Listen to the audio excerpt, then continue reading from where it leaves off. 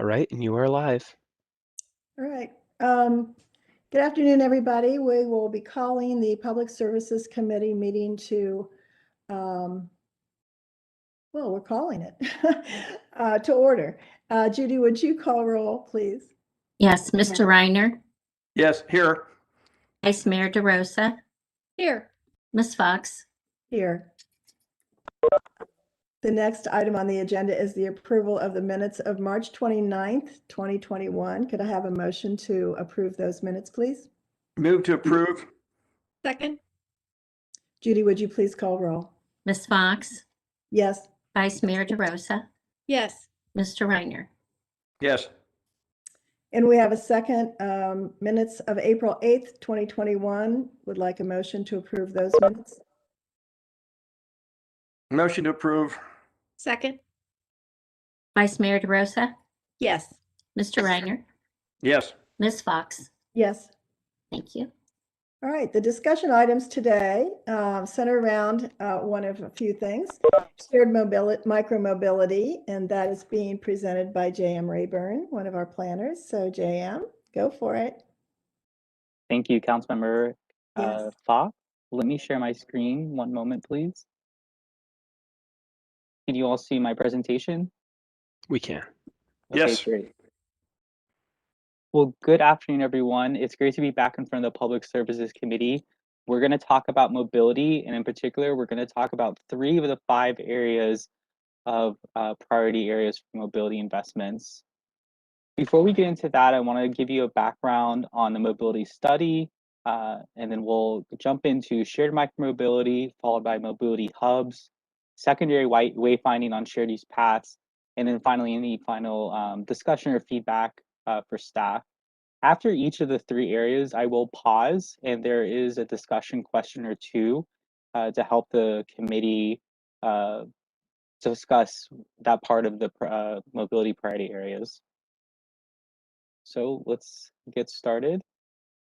As a reminder, the Dublin Mobility Study is put in place to be the strategic plan for the city's investments in transportation and mobility, centered around the evolving needs of the community. And that can take the form of supporting those who age in place, those with disabilities, and the workforce. The key objectives for the Dublin Mobility Study center around a few themes, one in being economic development and supporting continued economic growth in the city. Another area that we're looking at is providing more equitable access to different modes of transportation and expanding those options in the process.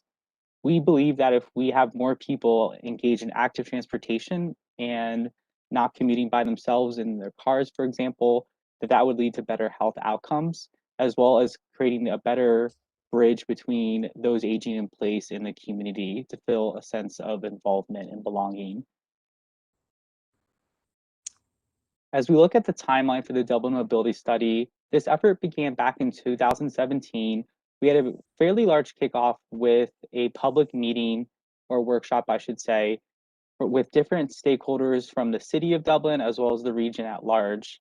And this was great to gather input to help us have a vision and key objectives for the study, but also to begin to prioritize where we wanted to start investing in the community. With phase 2, we began to develop an action plan, and we are doing this under the veil of the connected community theme, which City Council put forward at that time. Phase 3 was largely about implementation of pilot programs. Those took the form of either the microtransit pilots with help from our operator Share, and also using the line bike share pilot that we had at the same time. During this phase, we began to seek competitive grants to fund the mobility programs, and we also were able to secure sponsorship with CASA Development. In phase 4, we transitioned those microtransit pilots into full mobility programs, and we look to ensure their long-term longevity, or excuse me, their financial longevity and sustainability in the community. We were able to secure a few grants to help us in this effort. And as we look to phase 5, we want to begin to refine the programs that we have in place, whether it be microtransit, for example, but begin to implement our plans for shared micromobility in the form of bike share and scooters, as well as mobility hubs and bike loops, which is part of our wayfinding efforts on shared use paths. Today's meeting, I want us to focus on 3 areas, as I mentioned before. We'll look at shared micromobility, which could take the form of bike share or scooters. We'll look at mobility hubs, and we'll look at wayfinding. It is important to note that we will be back in front of the Public Services Committee on June 3rd, and that's when we'll look at the larger phase 4 outcomes and then talk about phase 5. So let's get started and jump into shared micromobility. There are 3 areas that we want to bring to your attention and discuss. The first one is talking about an update on the Kogo bike share expansion, most notably a northwesternly expansion that would encompass a partnership with other municipalities. We're working with the cities of Columbus, Upper Arlington, Hilliard, as well as the Columbus and Franklin County Metro Park system to submit a grant next year for the Morpsey Attributable Funds program. And we would like to get this project in the cycle for review and hopefully funding a few years out, but we'll see how that plays out. It's important to note that the Kogo bike share does feature the docked stations, but they do have dockless products as well in the form of e-bikes, and they're integrated with Lyft rideshare. Next, we'll talk about Bird Scooter, and they approached the city late last year, and so we've been having conversations with them as well as looking back at what has been discussed with the Community Service Advisory Commission, as well as community surveys, and seeing if it's a great time to look at scooter share again. And then finally, we'll dive into TRIP's e-bike share proposal for a public-private partnership. What's unique about this company is that they are based in Columbus and they're local, and I think they have a very unique e-bike product to provide to the community in the form of a bike share. So I'll start with a little bit more information on the Kogo bike share expansion. We did partner with a studio at The Ohio State University, and these were city and regional planning students that helped us with the public input component of that grant I mentioned. And they also were able to look at possible funding sources in order to implement this expansion. Their final report was published relatively soon, back on Earth Day on April 22nd, and they provided an overview of their findings, which was centered around 9 primary stations, 9 stations as part of phase 1, if we were to implement this system, and then 7 subsequent stations as part of the phase 2 of implementation. So we have a clustering around Bridge Street District and historic Dublin, but also presence when we're looking at the DCAP project, municipal buildings around Kaufman Park, and then some other locations, all going all the way to the Metro Park, Glacier Ridge Metro Park. I do want to note that the students were a significant help in this effort. They were able to put together an online survey, which we helped as staff to publish for the community, to weigh in on their experience of bicycling in Dublin, as well as the subject of bike share. On top of that, we worked with them to set up a pop-up meeting, which was something that took place in front of North Market a couple weekends ago. And they provided this map, which you see on the screen. It was a blank map, and they asked passerbys to weigh in on the topic of where would they prefer a Kogo or a bike share station in general, I should say. And they did that by using green stickers to indicate where they thought the biggest need was in the community, at least looking at downtown Dublin. So from here, you can begin to see that there was a lot of interest at North Market, as well as the Dublin Library, but also the East Plaza, where the Dublin Link Bridge lands, and some other scattered sites throughout downtown Dublin. Next, I want to talk about Bird Scooters. As I mentioned before, they did approach the city of Dublin back in November of last year, and we had a conversation about their interest in operating inside the city of Dublin. We did bring to their attention that currently city code does not permit this type of micromobility, so mechanical or electric scooters, mechanized scooters, I should say. This type is not currently permitted on shared use paths, on sidewalks, or on the travel lanes of roadways. So what we're thinking as staff is a long-term solution would be a code modification that would update the language to allow for these shared use for these shared micromobility options. And in the short term, we could consider a demonstration project looking at the Franz Road corridor, as well as high pedestrian areas of the city, which could be Bridge Street District, as well as historic Dublin. So that is something that we would like to discuss with you all here in a few moments. Finally, I want to talk about Trip e-bike share. They are interested in a public-private partnership with the city of Dublin. We're thinking that they want to launch between 50 and 100 dockless e-bikes in the city. It does not require a code modification to operate in Dublin, but it's important to note that these types of bikes are only permitted on shared use path and travel lanes of roadways. And to go in a little bit deeper, there's a 3-class system of e-bikes in Ohio, and we've reflected that to be that you can use class 1 and class 2 bikes on our shared use path and roadways. So this would be permitted in that respect. We could launch as soon as 2022, but again, we want to have the committee weigh in on their proposal, or at least their idea of a public-private partnership with the city. So we'll take a pause right here. We do have an opportunity for discussion and feedback around shared micromobility. We have 2 questions that we're posing for the committee to discuss. The first one would be, what additional considerations should be investigated regarding the implementation of the Kogo bike share as well as the Trip e-bike share? And then what is the committee's feedback regarding reconsideration of electric scooters on shared use paths, sidewalks, and travel lanes? Would the committee support a pilot program that would be a demonstration project limited in duration and scope and location, such as along the Franz Road corridor and within the Bridge Street District in historic Dublin? And I say this because this was, to give you some feedback real quick, the electric scooters were referred to the Community Service Advisory Commission from City Council, and they did a public survey, and what the recommendation was not to take any action at the time, but to revisit this subject as opportunities arise, such as Bird approaching the city. So I'm going to pause right there. I'm happy to answer any questions. I also am joined by guests from Trip, Kogo Lift, and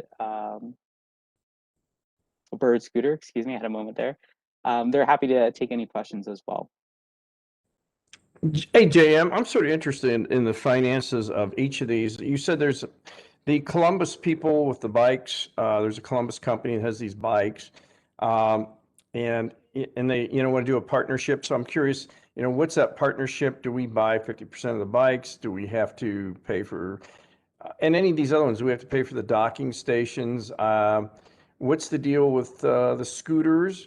And I think they're neat. I enjoyed using them in downtown Columbus.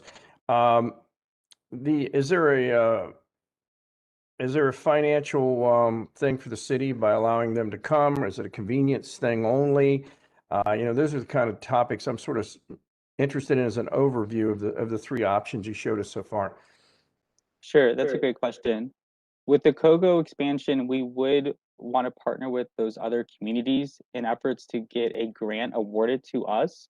There was a similar effort that was taken in 2016-17 between Upper Arlington, Bexley, Columbus, and Grandview Heights. They were successful in getting attributable funds at that time, which paid for 80% of the total cost.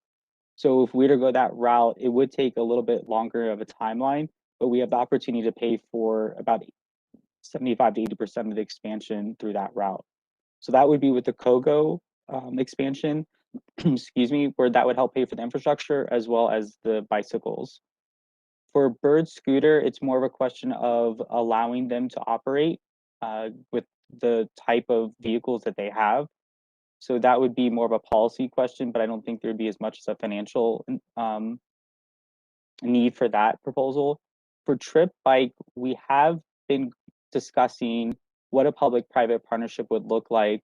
So there would be some sort of cost sharing and profit sharing, but we haven't really gotten down to what those details would look like. And we'd love an opportunity for the committee to weigh in on what they would like to see in terms of a public-private partnership with a dockless bike share like Trip. Yeah, I mean, I think that's going to be a part of it. It's sort of interesting just to see how much money we have to throw into this to make it work. I'm all for a micro mobility, but I'm just sort of curious what our options are financially, how much does it cost to do it. On your number 2 question, I'll just say that I like your idea about a limited experiment with this. I think that's worth doing. I think part of the problem I have with these is the people just throwing the bikes down and just leaving them. So I've noticed that some people are very neat. I've seen 3, 5, 7 of these bikes in a row. And I think that's great. So you sort of have a bike painted out zone where you're allowed to deposit your bike, but you just can't leave it all over, North Campus. I've picked up bikes there and jumped on them and ridden them before. And I just think it's sort of crazy. They're just laying there at the intersection. So if we were going to do the experimental thing you're talking about, I'd love to see them have like a zone where those bikes are left and you can find them, and it might be, 2 or 3 blocks apart. So people could get down for dinner and enjoy them and get to the downtown or go down the Friends Road corridor. The other thing I think we're going to have to do, some kids brought some while I was on the bridge at night, and they were just wildly having a great fun and reckless time. But I mean, if we're going to do this experiment and bring them into Bridge Park, they're going to probably have to walk the bikes, these bicycles or scooters or whatever, across the bridge, because they were just totally dangerous, weaving in and out of people. And they were having a great time, but I think there's got to be places where we're going to have to damper down the fun of them, and that bridge is definitely one of those particular areas. So that's the basic comments I have. Thank you. Jim, could you just take your screen down so we can, in case we have some conversation here with some of the folks from the bike programs? Be Yes, great. good suggestion. Thank you. Thanks. Kathy, any thoughts? Yeah, I would love to hear from some of our guests this evening, just a little bit about, I mean, I don't know if this is 2.0 or 3.0 or what rev we're in of these now, because I know we've had some learning experiences and some other things. So I'd love to understand before I weigh in a little bit more about what they see happen and why Dublin's interesting to them.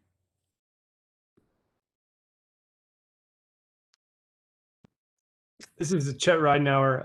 I work for Lyft, the operations manager. We manage the Kogo bike share program for our Central Ohio communities.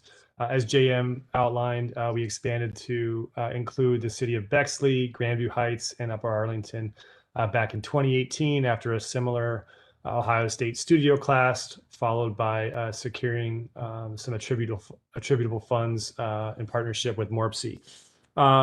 The Kogo bike share program has been operating in Central Ohio since 2012. We successfully have brought mobility options to help folks commuting to and from work, especially during the last year. During this pandemic, we saw over 40% year-over-year increase in trips as gyms were shut down. Bike share is a popular way to get out of the house, to explore many of the growing Central Ohio greenways. I'm really excited about the bike trails that the JM and his team have been working on. We feel that the bike share supports Dublin's objectives. Specifically, JM mentioned equity being a goal. Kogo provides a Kogo for All program. We have an annual membership that is $85 for an entire year, which gives users unlimited 45-minute trips on our classic pedal bikes. That is the best transportation deal in Central Ohio. For those that qualify for a state or federal assistance program, maybe they have a WIC card, or they receive SNAP benefits, or they have a discounted utility bill, they get that same membership for only $5 for an entire year. So that's a great value add to meet the needs of lower income communities. And then bikes are a form of active transportation. So you're taking cars off the road, you're reducing pollution, commuters are getting exercise on their way to the office, they're showing up with their blood moving, and they're going to be more active and productive when they arrive. at the office.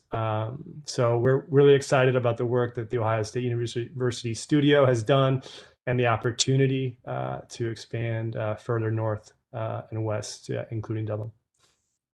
Chet, can we ask you what since you've implemented this and think goes all the way back to 12, what's the complaints? What's the problems we should be looking for, and what can we do to fix them that you've encountered in these other communities?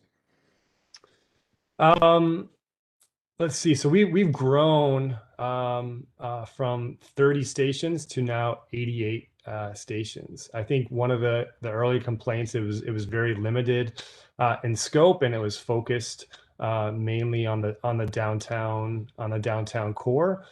So we now serve over 75 square miles in Central Ohio. We also have not traditionally had stations in opportunity areas. We have addressed that last year, adding stations at mobility hubs in partnership with Smart Columbus, both in the Linden area and on the south side. I think we feel that our station-based program allows cities to maintain that organization, like you mentioned, John, ensuring that these bikes come and go from dedicated spaces. Our new electric e-bikes that we introduced last July have a rear cable lock that allows the flexibility for a user to end them at a different location. But the rear cable lock requires them to lock it to like a bike rack or a sign pole, which again, I think helps the city meet their goals of keeping a more organized mobility options within the cities right away. Chet, what's the difference between, say you start introducing electric bikes up here and then pedal bikes, so the one costs more, the electric bike, to take off with it, or is it a different kind of contract you sign, or can you give us some more information on that? Sure. So you can take a single trip for $2 on our pedal bikes, and that allows you to take a trip up to 30 minutes. If you decide to take an e-bike, I apologize, we just raised our prices for the first time.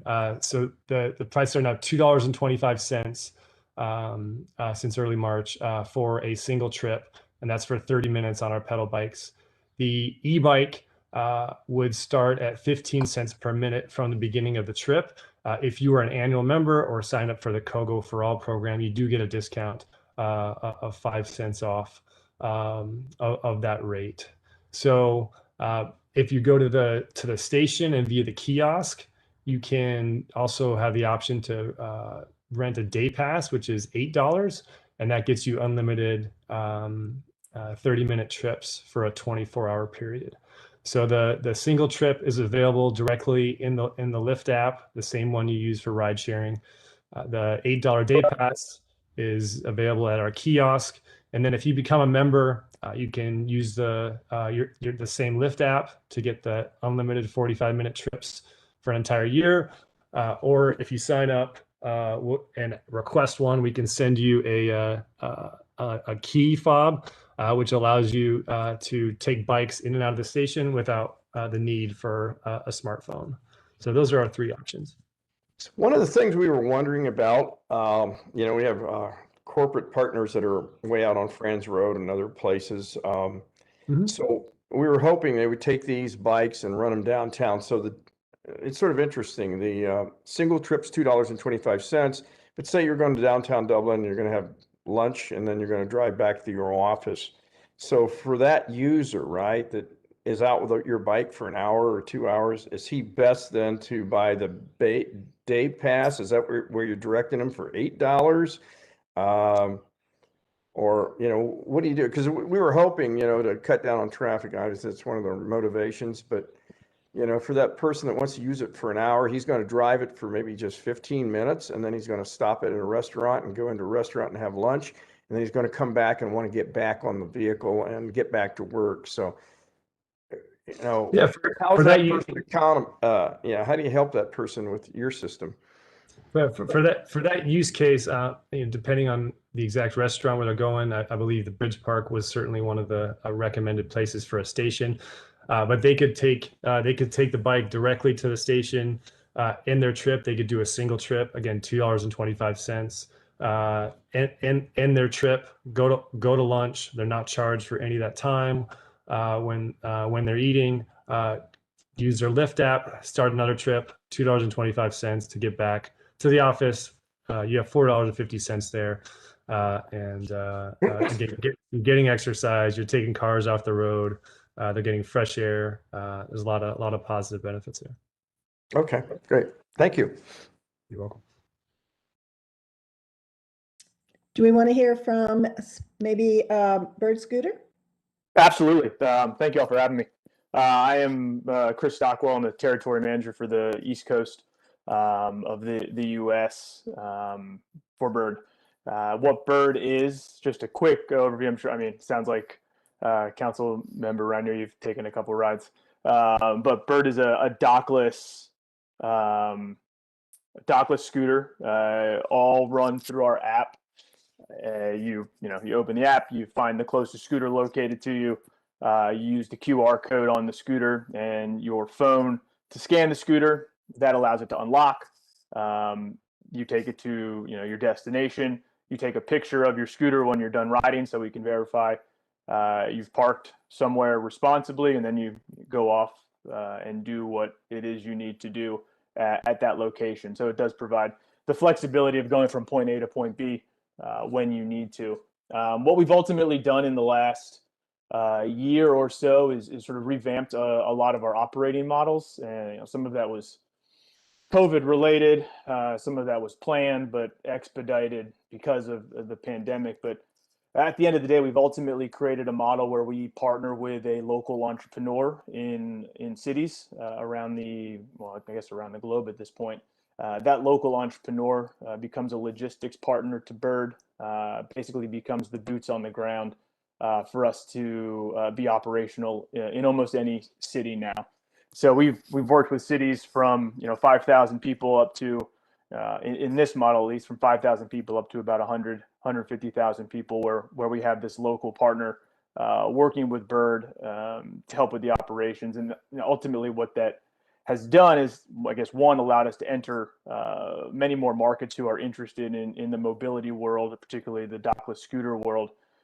Two, it's been a pretty cool and sort of unintended benefit of a job creation piece in all these cities that we operate in for this individual or an additional revenue stream for a current business, basically allowing us to operate in these cities. So these are the individuals that when you do have a concern or an issue with parking, that person is on the ground ready to move the scooter. They're the individuals who deploy the scooters in the morning, rebalance the scooters throughout the day, charge the scooters in the evening, maintain pieces of the scooter in their garage or warehouse, and then a bit of a rinse and repeat on a daily basis. The cool part is that this individual that we work with, after we qualify them and make sure they're the right individual to partner with Bird, does make some pretty decent earnings to the point where if run correctly, could be a full-time job for one or even two people, which we found has been pretty cool. So we've been able to implement this in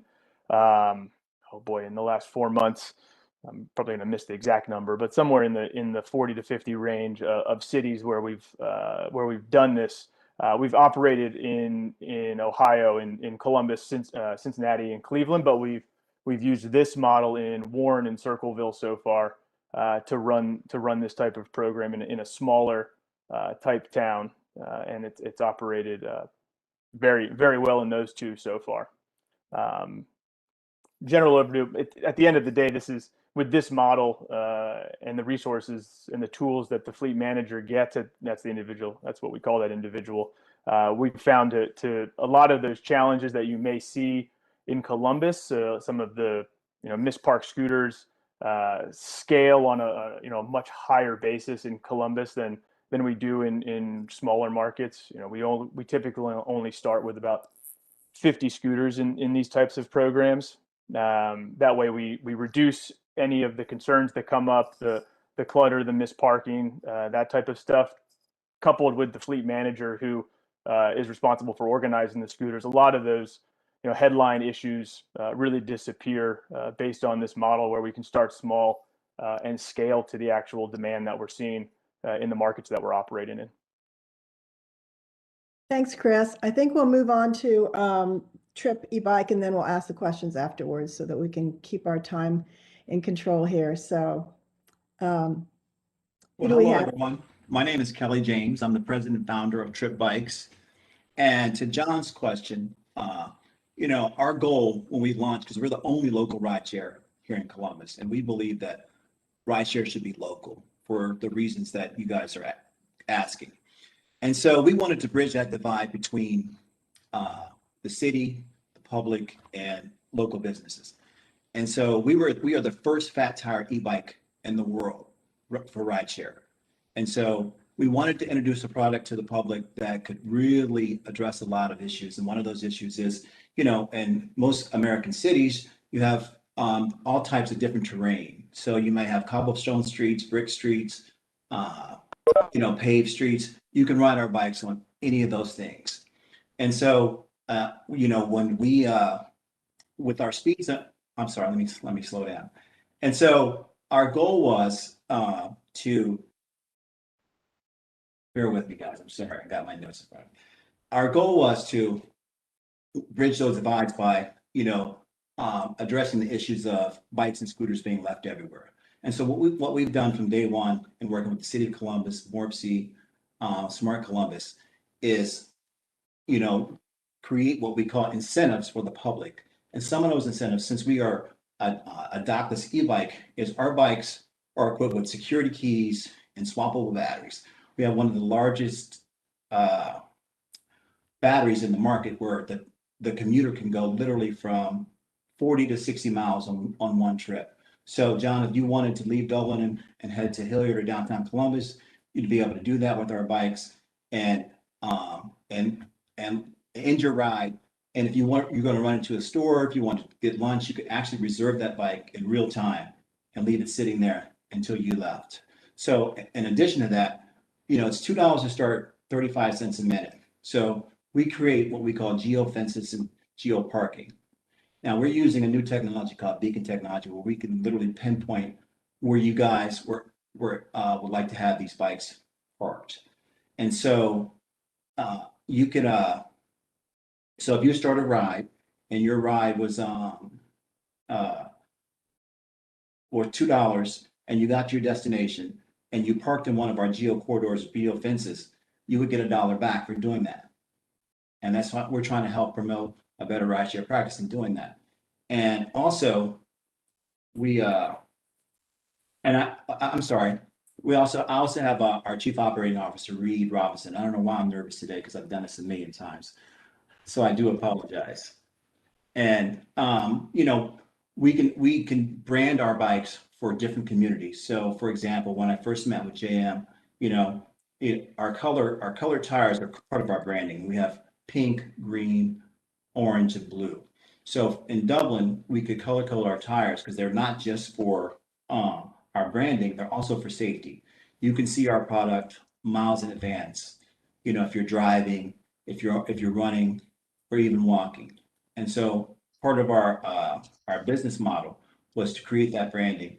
And in addition to working with small businesses, you can get what we call trip points. So if you park in a geo corridor or a geo parking space or smart hub, you can get trip points, and you can use those points as you build them to get free rides, to get a discount at one of our partners, retailers, shopping centers, things of that nature.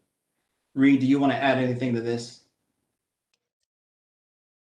No, you kind of hit on the head, but to the point of the Bridge Park area and different pedestrian dense zones or areas, we have the ability to control the speed down to 10 miles per hour, even with pedal assist. So we found that to be relatively beneficial in our conversations with OSU and some other smaller campuses that have interest in bringing our bike to campus. So slowing them down past libraries, points of interest, even intersections that have more cars than others. So we can kind of control the flow and traffic of our bikes in real time. So if you're experiencing any issues, or if there's a different festival or event happening in the area and you want the bikes to be slowed between certain areas, that is completely doable and relatively easy on our end. So other than that, Kelly shared relevant information.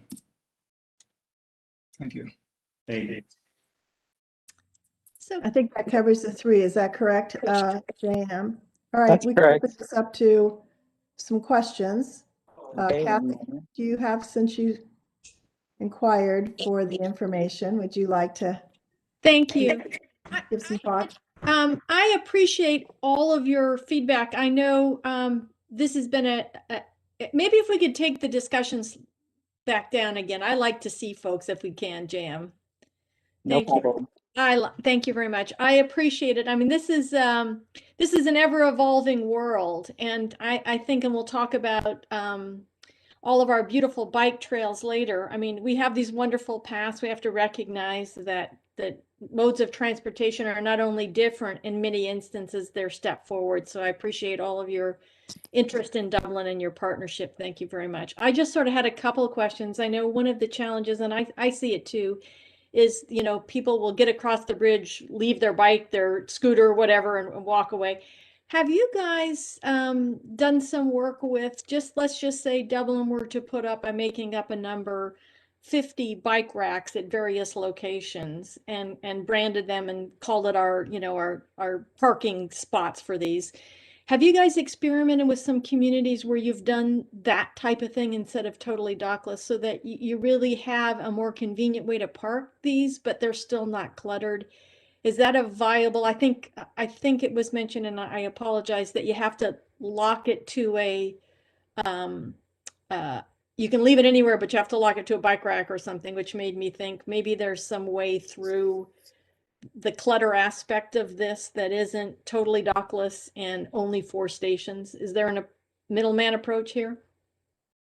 So from the Kogo perspective, we can identify public bike racks, for example, like you mentioned, Kathy. We can put them on our map, and we can have a similar incentive where if a bike is ended there, they're not charged that $1 out of station fee. So there's an incentive for them to end their trip at one of those locations. So we can certainly work with the city toward that end. And on the bird side, we do what we call recommended parking locations, but we can tailor them up to we basically like make them whatever, you know, Dublin is looking for. From we need to park there, or we want to suggest they park there. Basically, it shows up in the app, and it gives you a direction to get to that specific location. So you would, you know, follow the purple line, or at least look at the map and then follow that purple line to that bike rack. There would be a picture of it as well, if we could, you know, when we get those pictures, so the rider would actually see a real-time picture and know what they're looking for when they do end up getting to that location, and then they would park it there.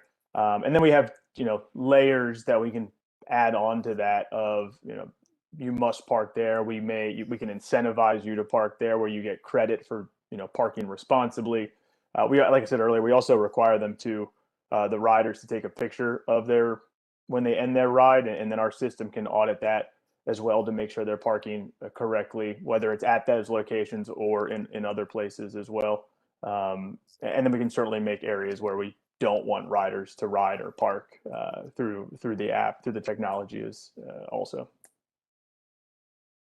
Great. I'm a bit of a bike rider, and I'm out several times a week. I biked to the grocery store yesterday, got some groceries, came back, those types of things.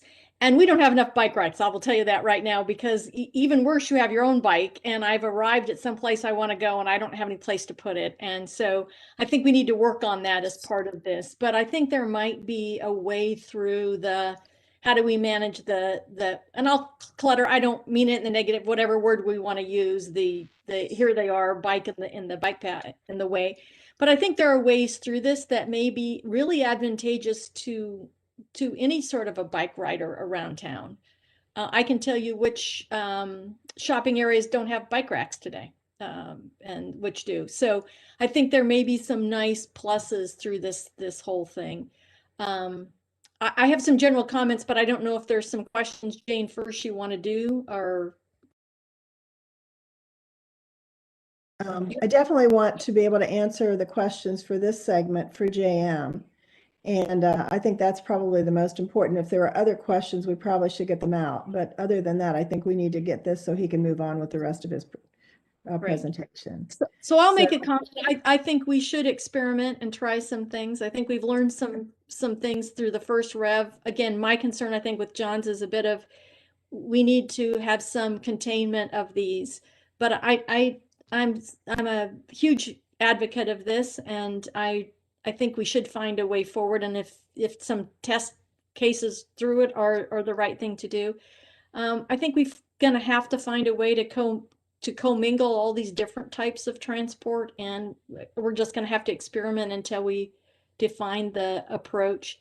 It's hard to get bikes right now. I will tell you, mine took months to get here. So I know there's a pent up demand for bikes, and it sounds like, and I appreciate very much the ability to make this an equitable and approach for people that can't afford to buy what have become quite expensive bikes. So I think there's both a demand, and I would very much support finding ways to pilot some of this moving forward. John, you think that you answered the first two questions that JM? You feel like anything else you want to say? Oh, you're muted.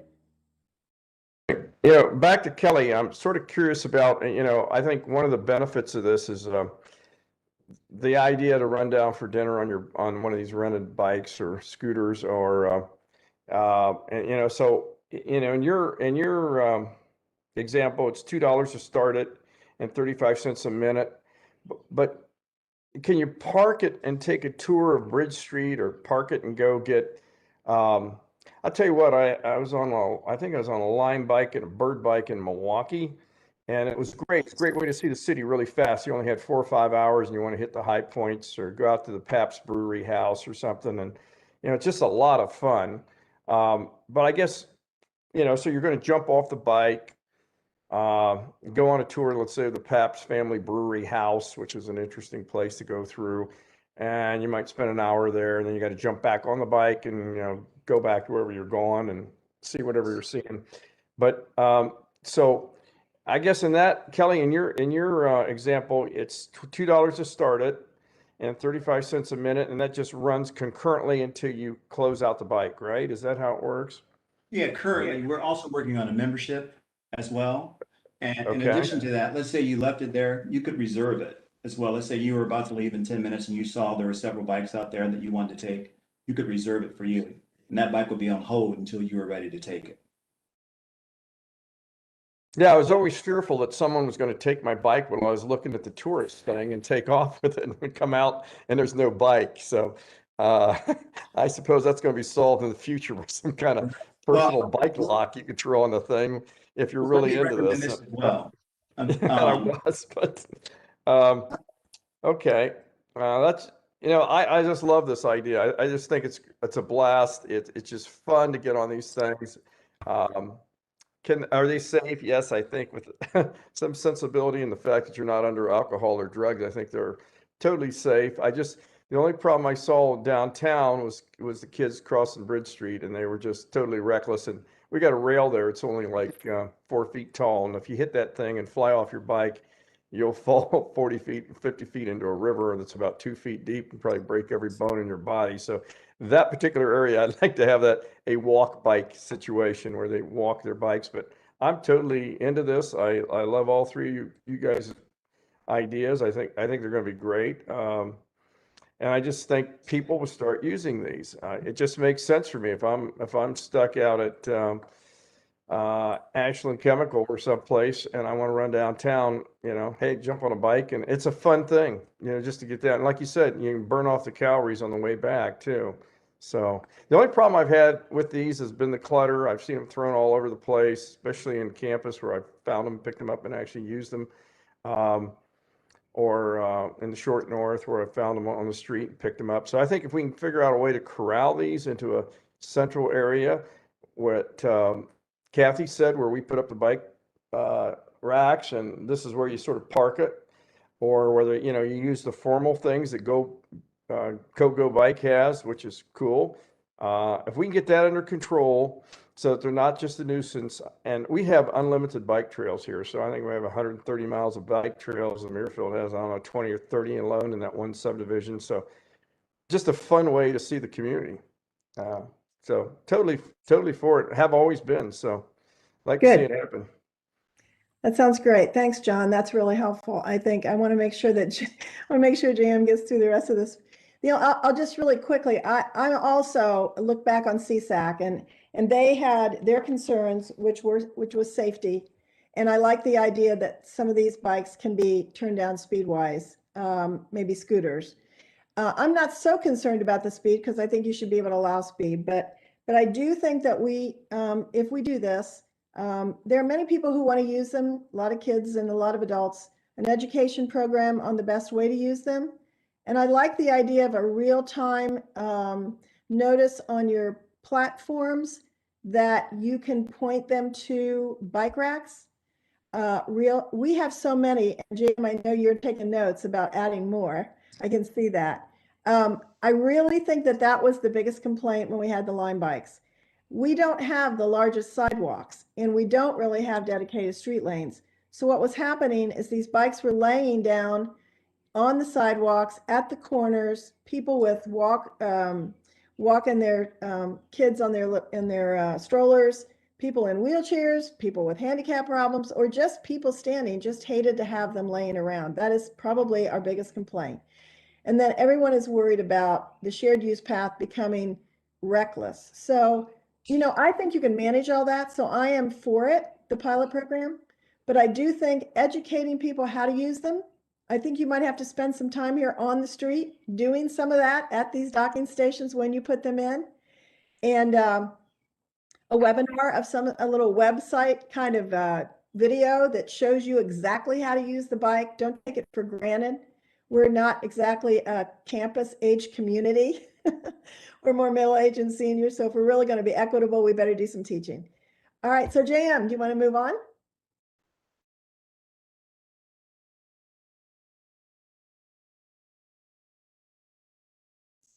I think you're muted.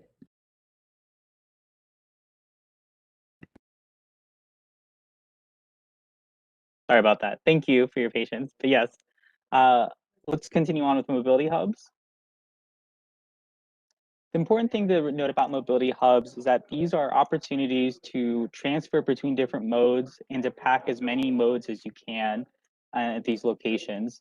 So here you have an example of a sketch that is a mobility hub in Minneapolis.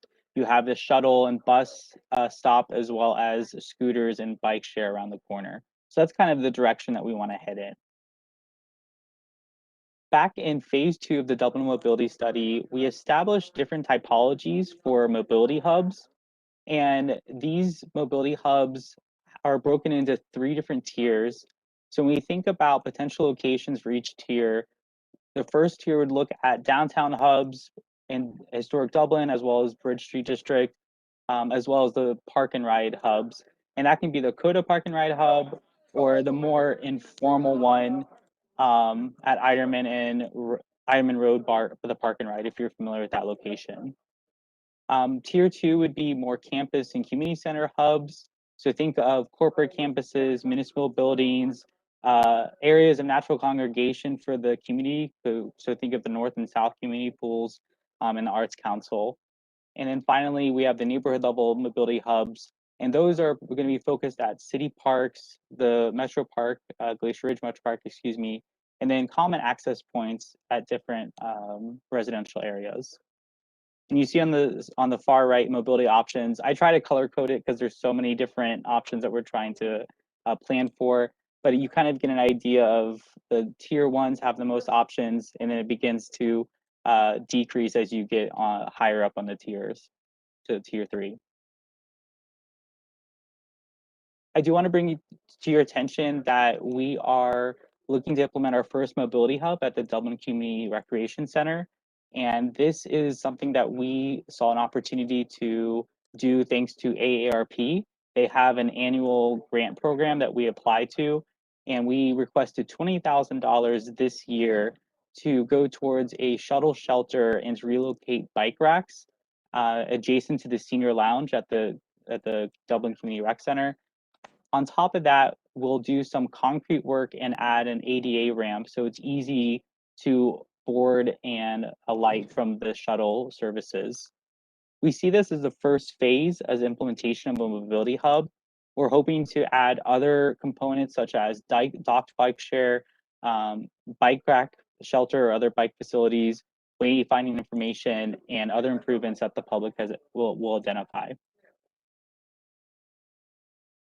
Currently, we have 19 mobility hubs identified through this process. This is a combination of looking at destinations of significance, the information from the studio at Ohio State when they looked at the Kogo expansion, and we looked at other opportunities in our community that made sense for a mobility hub.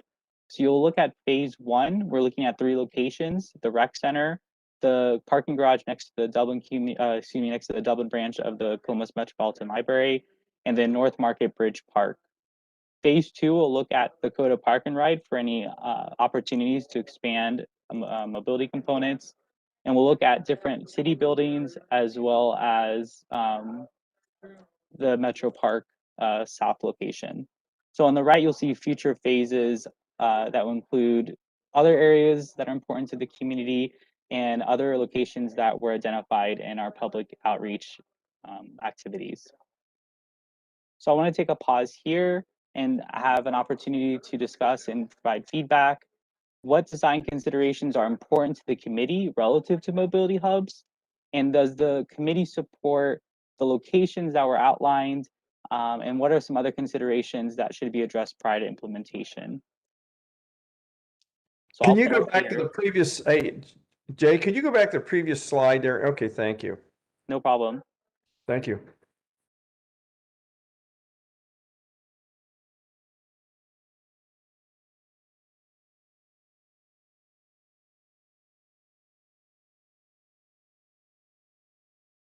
Jay, can I ask you a question? How, just quickly, it's Coda Park and Ride, but what about some of the Coda, really popular Coda bus stops that we have people coming in for service industry work or hotel work? Did you give some thought to, instead of just the share connector, that it would be a bike or a, scooter? We did, and we have been engaging with Coda to have that conversation to see if we can reach a partnership to help fund shelters and other amenities at bus stops. We'll probably provide more information at our June 3rd update because that is probably more tied to microtransit and transit in general. But I want you to know that we are having these conversations and we're hoping to request some money in the CIP if you're willing to support this initiative to start having more shelters and bus stop amenities. Okay, thank you. Hey, Jay, a lot of this, and I guess, the 3 guests would know this better than I, and these things seem to be abused and sort of left around and everything, which is okay. So I guess we really don't need shelters, an expensive structural facility to take care of these bikes. I think from what I'm seeing, that they're just sitting out in the weather on bike racks. So, and I guess like Kogo sort of, provides its own bike rack. So, yeah. When you were talking about an experimental area with us earlier, are you thinking of phase 1, parts of phase 2, parts of future phases for an experimental area, or what were you thinking about as far as these mobility hubs? What was you selecting in your mind, to sort of make an interesting package to experiment with? Are you referring to the scooters that we just talked to you about before, or talking more about these mobility hubs and how we came up with these locations? No, I'm thinking more about when you do this experiment that I think we all agreed or in agreement that we want to see, some of this done as an experiment. But I guess I'm looking at this map and I'm thinking, okay, so where are these little hubs for this experiment? Are they all going to be downtown and more or less phase 1? Are they going to be part of them going to be into phase 2? Or, the Dublin Arts Council, for instance, is it going to be part of this? Is it, the hospital. Maybe you guys haven't got that far yet because you don't know what we're thinking and what decisions we might make. But I was just curious, like when we get to the operational phase of doing the test to see how this all works out, I was just wondering about the locations of these hubs and how that would, we get feedback because maybe somebody wants to go to Glacier Park and one of the experimental hubs is there and 2 or 3 of them are downtown and one's out on Franz Road for the corporate guys. And I'm just sort of curious. So, JM, maybe I can jump in. Yeah, please, Tom. So this is Tom from Nelson Nygaard. So first of all, I think on the map, just the 3 in the orangish icons are the mobility hubs suggested for phase 1. Okay. And I think it's important to separate the mobility hubs from the services that we talked about before because they can survive independent of each other. The idea of a mobility hub is not so much about providing services as marking points where services intersect. And so you can have shared scooters, you can have shared bikes, you can have e-bikes, you can have the connector. The idea is either where those services organically connect or where we can sort of tweak where the bike racks are located next to a connector stop and do some infrastructure that not only enhances that connection point, but kind of makes it a bit of a landmark so people notice it who aren't even using those services. That's the function of the mobility hub.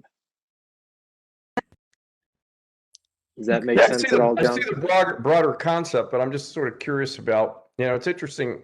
It's just interesting to look at this map as you guys did, and maybe Ohio State did this with you, and just sort of see, what you think the key elements or the key areas are for a mobility hub, which would also include these bicycle things. But yeah, it's interesting because personally, the black phase, I'd pick the North Glacier Ridge, but phase 2 has the South Glacier Ridge in it. So I guess, just examining this as a planner and a site guy, it's interesting to see where you think the key elements are for making this thing work and putting these things in. So right. I suppose there's going to be some discussion on this no matter what. Sort of the Northwest period the Northwest area doesn't really probably have one. I don't know if there should be one up there at the dam, which is a big tourist site and, this kind of thing. So I'm just sort of still feeling my way through these mobility hub selection sites because that's a big tourist attraction up there. And, should there be one up there for people to go up and look over the dam and see the water? And there's a nice park up there. It's also a kayak launching site. So I don't know. I'm just sort of more or less feeling my way through this. I don't want to hold up the meeting, but. John, I know with my experience with Coda a little bit, I know a lot of the mobility hubs were thought about how do we solve sort of a last mile problem, right? So I end up at the Dublin Coda bus stop, right? The park and ride. And then how do I get from there to my employer, or how do I get from there to dinner or to the doctor, or whatever reason I chose to come to Dublin? And so part of this is a first mile, last mile problem from some central mobility. So I think your question is a good one. What are the goals of these particular hubs? That being one of them. So, at Bridge Park, the ability then, so if you take Coda in, then you want to hop on that scooter or bike and go to dinner, right? Because you took the bus up or what have you. Or if you're at the library, et cetera, so forth. So I think that's one of the challenges. You can correct me if I'm wrong, JM, but defining what we are trying to get our mobility hub to do, I think will help us decide a little bit more on specific locations. Seems to me that these 3 are sort of trying to experiment like what's going to work, and that makes sense to me because you find yourself at the library, which is an education destination, the rec center, recreation destination, Bridge Park, a work destination. So that kind of might be a way to test that. So That's how I've been thinking about it. So I think that's kind of a wise choice from, if that is our perspective. Mhm. Yeah, I have to ask the question, when I saw it, I went back to your phase one objectives, JM, and, you know, equitable access, expanding options, and increasing health, and the library and the North Market, I saw that serving, I can see where they'll really be used, and I understand why you put them there, especially when the college group asked where they would be. They asked at the North Market, so they're going to be located somewhere close by where people are used to, you know, where they're going to use them. But I can't help but wonder if we're being equitable if we place one at the Dublin branch and one at the North Market so close together when there's no Coda bus there. I don't know if the rideshare program, what are the other what are the other connecting transits that you're going to be utilizing there, because we don't get the Coda bus. So how does it become equitable? I mean, other than it's bike or scooter. So that would be my question of putting them so close together. I could, even at the Dublin Rec Center, we do have the share, but we don't have anything else. I mean, I'm just wondering, you know. Coda's Park and Ride is right there at Bridge Park, Jane. I know, okay, that's fine, but it's not the library, right? So no, that's on this side of the river. Yeah, that's what I'm saying. The three seem interesting to me because they do different things. The one in Bridge Park, wherever you put it, is, you know, no pun intended, a hop, skip, and a jump from from where the bus comes. The other one by the library creates this connection to the historic center. Right. And the rec center is more bike pathing. So, you know, to me, you are sort of covering three kind of different areas there. You are, but I think, to me, they're very close proximity. So the North Market could easily be, you can get to the library so quickly, it's across the street practically. I just wonder if a third mobility hub would teach you something totally different in, you know, in a different atmosphere other than the historic district Bridge Park, which is the core of the city. The rec center makes perfect sense because of the variety of people that go there. But as John was saying, should it be somewhere in a neighborhood to see how it's access to learn something by that, or should it be somewhere where we have workers hopping off the bus and maybe would use it then? Although I wonder if they would, simply because they can get a free share bus. I don't know. I'm just wondering if that third mobility hub could teach you something different than it just being in the core of the city. It's just a question. I don't know the answer to that. Well, go sorry. ahead. I'll just say I think that's a great suggestion. I think particularly the Bridge Park one is, from a potential user base, is a no-brainer, right? You want to put one right where the greatest number of people are. And then I think the library and the rec center represent an emphasis for these first mobility hubs to put it in a place where people go to for information and connection. And so a library is a natural place for that, and the rec center is a natural place for that. And to me, those are all ages groups. There are different ways to think of equity, but certainly those tick the boxes for, you know, child to senior adults.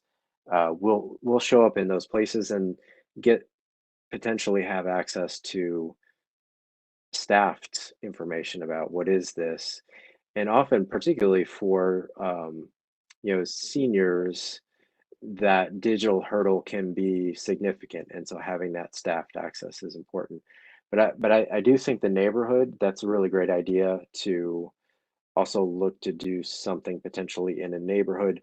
Now, naturally, by design, that will be a scaled down version because there won't be as many connecting services. But that's certainly a great thing to explore for sure. Makes sense, Tom. I'd like to make a suggestion, especially at the rec center, and maybe we can do this easily. If you have at these mobility hubs a small little video screen, not dissimilar than what you find when you go to the gas station and you're standing there pumping gas, and it teaches you how to use it. You know, it gives you all the information that you need about every mobility option that you have at the mobility hub. You know, whether it's a schedule for the bus or the share, or how do you reach the share, or how do you use the bike? Those kinds of things, I think, just make life a little easier when you go to use the option. And I think it also makes us part of that smart community where we're using digital technology to continually teach people, you know, in real time how to do things. So, better throw up your questions one more time. Make sure we answer them, Jam. I'm curious to make excellent sure that. suggestion, by the way. Oh, I'm sorry. Go ahead, I Tom. like it. Thank And you'll note that there is a mobility kiosk, and that's not necessarily exactly what we had in mind, but that is in the same realm. So we'll certainly. I like the analogy to the annoying gas station video, but hopefully this one's not annoying. Thank you. Yeah, if you're going to build the kiosks, Tom, we got to have those in like, you know, really important areas where the bus actually shows up and you can get out and then, you know, pick 2 or 3 other points of mobility. But you know, I'm sort of looking at this. I'm turning the page back to earlier thoughts that we had. Like, obviously, these are interesting sites that you guys picked out, and I agree with Jane too that, you know, maybe.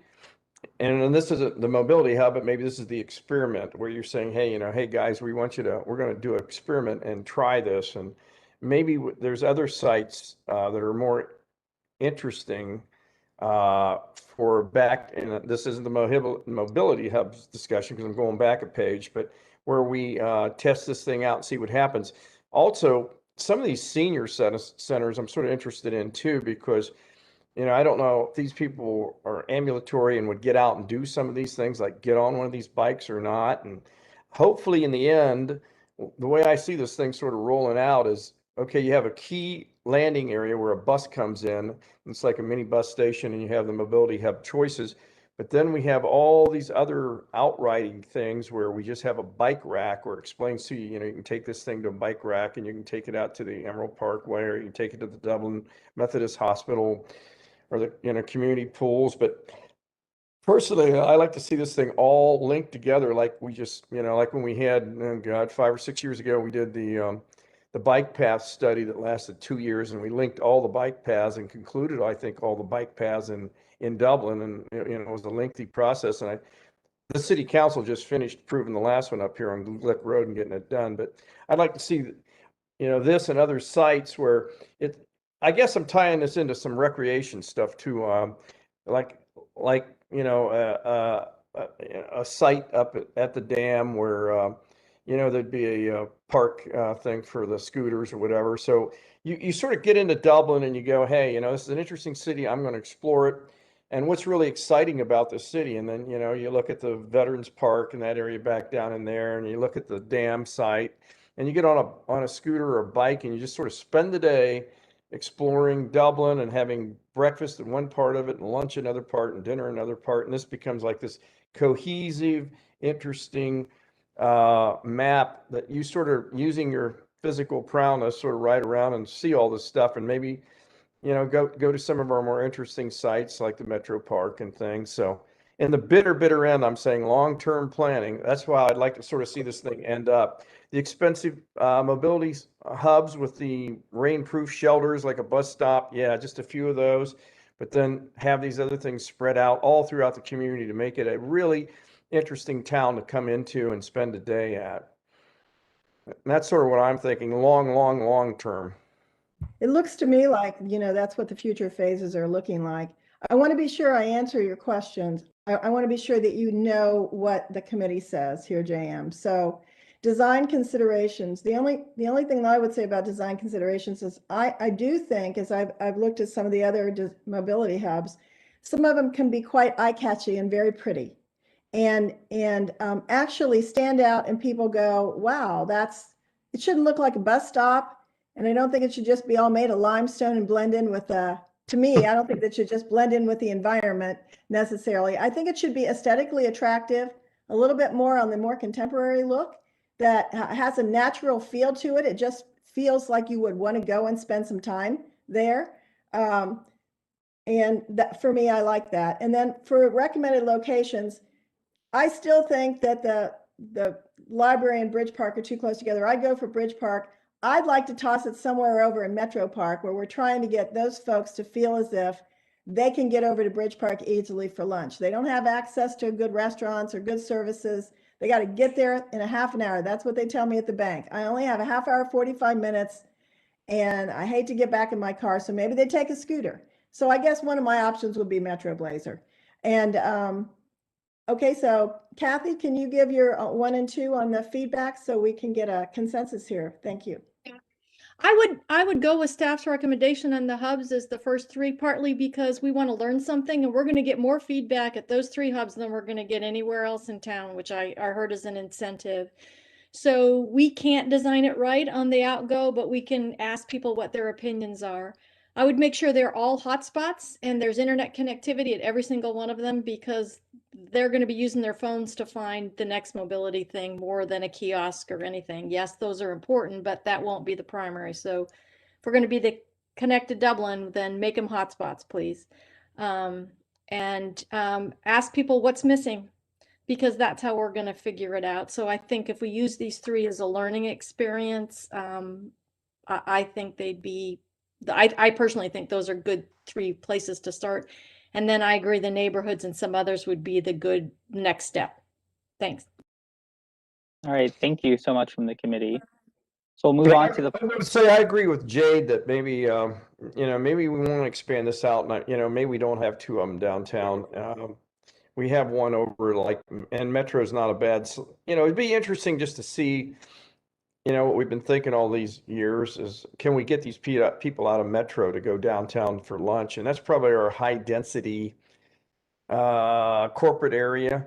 So I sort of agree with maybe her on that that might not be a bad idea to put the 3rd one out there. And where do you put it? Which building do you put it next to?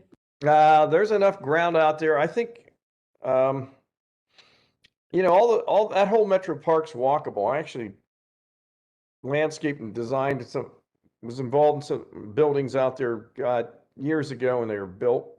But I just would like to see, you know, I guess I'm still interested in seeing, can you get somebody on a bike instead of a car to run somewhere for dinner or enjoy something? And I know we're trying to, let's just say, colonize that area with restaurants and try to upgrade them and save them and make them a neat place to live. And, you know, maybe this is the first experimental step of that. You know, we're trying to make the quality of life a little better and make them a, you might say, a hub of commerce and lifestyle, miniature Bridge Street. And I think that's what we're shooting for, because we're trying to revitalize those things. Those things we pretty much cranked through here, as I recall, in the 80s and passed most of those zonings out along Franz Road. And I think it's really important for us to put a lot of time and effort into trying to revitalize that before it goes south on us. And What do so we anyway, think about this as a recommendation? If you're all okay with this, I think we should take the staff's recommendation with the opinion that at phase 2, the next hub might be at Metro. And it might be good timing then, John, I wonder, because we are doing that alternative Franz Road plan. We are looking at decap, and we can then put that hub in a place that we find to be the most appropriate after a little bit of that study. okay. But I do think that is a good next step, JM. So why don't we give you an okay on your staff recommendation so you can move forward on that? Is that okay with the committee? Can I get a sign on that? Sounds good to me. All right, JM, go ahead with your wayfinding. All right, thank you so much, and we'll get through this as quick as we can, in the interest of time. The third area we want to talk about is wayfinding. If you recall, these are opportunities to highlight local points of interest in the community, as well as help people orient themselves if they're not a resident. I do want to share some exciting news. We've been working with our regional partners and the Central Greenways board for designation, trail designation in our neck of the woods. We have a trail designated from 161 meandering all the way northwesternly through Dublin Road, Brand Road, and into Glacier Ridge Metro Park. This is a new trail of regional significance, and we asked the community to name it, and they landed on the Emerald Trail. So this is a 10.5-mile trail, about 1 hour. We started to add what the range of calories you can burn if you ride this. So I think that's also something that's a motivating factor. But this trail is important because it serves as the backbone of a bike loop network that I'm going to talk to you more about. And you'll also see on the bottom left corner of each slide, I'll list out the mobility hubs that either intersect or have very close proximity to these bike loops moving forward, just so you have that awareness. So the first bike loop we're looking to implement is a public art focused bike loop. It is 9.5 miles long, about 50 miles to ride. It connects 8 public art sites and 3 tunnel murals in our community, and it connects a variety of mobility hubs that are planned in the future phases, throughout the phases. The next bike loop we are looking at to implement is the recreation focused one. It's 8 miles, 45 minutes, and it connects 6 parks and 1 nature reserve, being the Red Trade View Nature Reserve, which would lend itself to be a very nice ride. And this would connect the Dublin Community Rec Center with the Glacier Ridge Metro Park.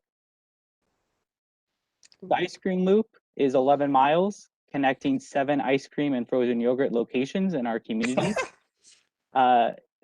We were talking to Chet earlier. This could be a great calorie neutral ride if you want to not only be green, but also be healthy. So there's a great opportunity to highlight what our community has to offer and be healthy in the meantime. So I think this is exciting. The Celtic Cocktail Bike Loop was suggested from the Visitors Bureau, Visit Dublin, Ohio. They recommended this one. It connects 14 destinations for you to grab a drink. And I have to say, it's not intended to be completed in one day, but you get the idea that it's a way to showcase our community and to have people enjoy their time here. The Irish Ferry Door Bike Loop was also suggested by the Visitors Bureau, and they have, this is a 3 mile, it's the smallest bike loop we have, but it certainly highlights 13 local businesses that feature the Irish Ferry Door kind of setting, if you will, in their store, and it connects a variety of future mobility hubs. The last one we have planned for this, for right now, is a Waterfalls and Natural Features bike loop. So this is 13.5 miles, about 75 minutes to ride. It connects 3 waterfalls, 2 access points to the Scioto River, a sinkhole site, and a Hopewell earthwork site as well. So lots to show off in our community. And then all together, we have 1 trail established, the Emerald Trail. We have 6 bike loops, and we have 19 proposed mobility hubs. So this is the mobility ecosystem that we're talking about creating through these investments. The last thing I want to talk about is to do the wayfinding for these bike hubs. We're looking at a combination of vinyl sticker applications as well as using thermoplastic that could have the glow-in-the-dark components incorporated into it. The reason why we do a combination is because if we have future trail connections that we've identified or shade use path connections we've identified, we'd rather use the vinyl sticker as a temporary marker and then use a thermoplastic, which is much more permanent and difficult to remove as the areas of the bike loop that are not having any future connections. So my last discussion and question for the committee is, do you support these proposed bike loops? And do you have any feedback regarding the vinyl stickers and thermoplastic pavement? Hey, Jay, the Emerald Trail is brilliant. The loops are just too cool. I mean, it gives a person, when you get to Dublin, what are you going to do? I mean, we've been running all this advertising, getting people here. Now you have something to do. If we can get the bikes in here so that a guest comes in from Milwaukee or wherever, Indianapolis, he has something to do if he loves biking.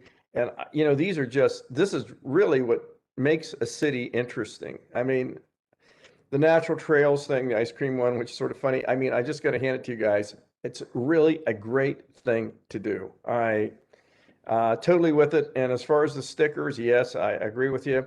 The thermal ones later on, try the other ones first for wayfinding. But I just really, you know, this is the kind of thing that our tourism and travel department is going to absolutely love because it gives you a purpose to be here and some reason you're coming here. And it's something families can do together, all these loops. And I hope you come up with a dozen more of them because they're all sort of a fun idea. And no, I just think, you know, it's going to make the town so much more special. So way to go. Totally with it. Kathy? Yeah, hey JM. So over the last 3 weekends, I've ridden the Little Miami Trail. I rode the TJ Evans Trail, and last weekend I did the Heart of Ohio Trail. And so I have a couple thoughts. One of the challenges with the stickers when they're on the ground is you're moving at a speed, you can't see them and you can't read them. So one of the things you really have to think about on the longer stretches is if you're trying to give direction or connectivity, they don't really work very well because you're over the top of them. I don't know how many times I've said, what did that say? And you don't know what it is. So I love the interconnected enough of this, but when you think about if you're asking someone to move to another trail, et cetera, so forth, you got to think they're moving on a bike. So think about that when you do this, because they just don't really work for, I can speak from experience of, I don't want to say I've gotten lost. Okay. I've just taken a detour. I've taken another loop. The other thing is, if you're going to have them stop at these, you got to have a bike rack at each place they stop, or you won't feel good leaving your bike there to go inside, and you're going to defeat the purpose. So that's going to be important. And the other is be careful about how many times you ask somebody to cross the road. I mean, one of the challenges, and I think I've done most all of the loops that you've laid out there at some point or other, is that there's some active roadways on there, or you're asking people to ride on the road. And I don't feel comfortable doing that. And I ride a fair bit. So I would say the design of these, we got to be real careful about the intersections and the crossways. This last one, the Heart of Ohio one that I did last weekend, there's little, what are those, rumple bumps, or what do you call those things? Speed bumps before, if you're coming up to a road or an intersection. I don't know how that feels to walk, but they are fabulous when you're riding. I mean, the stickers on the ground don't work, but those things work really well. So I just think you got to think about safety on some of these. And some of these I do know, as cute as they are, they run on roadways, and I would kind of ixnay that. I would think about safety over some of that. But I think the Emerald is fabulous, and I will write it as soon as you tell me where to go. I think that's fabulous. I think these are wonderful, and I think people want to come here. So I have lots of suggestions, but I think this is fabulous. Hey Jay, don't forget the fishing loop, because we got so daggone many ponds. Oh, that's a good one. Planning and zoning. That if you're at, that might draw somebody into our town, just something like that. The fishing loop is a good one, John, I think. We got 1 million ponds filled with fish, so some crazy fisherman might come here and get on a bicycle and just go from pond to pond. You're exactly right. And I keep saying I got to pack my fishing pole. You're exactly right. That's a great one. That's a good suggestion. Well, we've got to make sure we have enough time for the others. But JM, I wanted to mention to you, I agree with Kathy, and I do think that I'm fine with the vinyl sticker. I think the loops, I think you win the big idea award. You've got a big idea off the ground before our 2035 framework plan pulled anything off. So I think this is a great big idea, and I love it. And I think the vinyl stickers are fine to begin with. I mentioned to you and talking earlier, Fort Collins, fcgov.com, go to their wayfinding plan. And they talk about the directional signs that Kathy's talking about. One of the nice things about the directional signs that are upright, one, you can see them. They talk about kiosks, but also I think as we're driving through Dublin, you might see a biking loop sign, which that's interesting in and of itself. Driving down the road, you might not think about hopping on your bike and catching the loop, but the directional sign, if they're done in an interesting manner, very pretty and all the same, they might just become, a kind of a tourist eye candy too for helping you. So they lay out the directional signs and then supplement those with the pavement signs. So it's just one thing that I would suggest to you. But I think to get this off the ground and started, I think you're on your way. And I think the committee is in favor. Shall I say yes to that for him to go on? So, all right. Great. Thank you so much for the feedback. Really appreciate it. All right. Thank you. Okay, so I think we're off to, I'm going to get back to my page. Did you have anything else, JM? No, but thank you to all the guest speakers for making time to be with us this evening. Yes, thank you all. Guys. That was great. Looking forward to speed on a lot of issues. It was awesome. We really appreciate it. It's exciting and fun coming to Dublin. All right, thank you. I've got to get back to my agenda, but I think the next one is the bridge parapet. So I'm thinking we have Matt or Homer. I'm not sure. Matt? Yes, good afternoon, everyone. Can you see my screen okay? Yep. Yep. Great. Recall at the last committee meeting, there were a few questions to follow up on regarding the bridge parapet enhancements, and as well as a request to replicate the concrete material with the 2 color stains that the committee spoke of and preferred.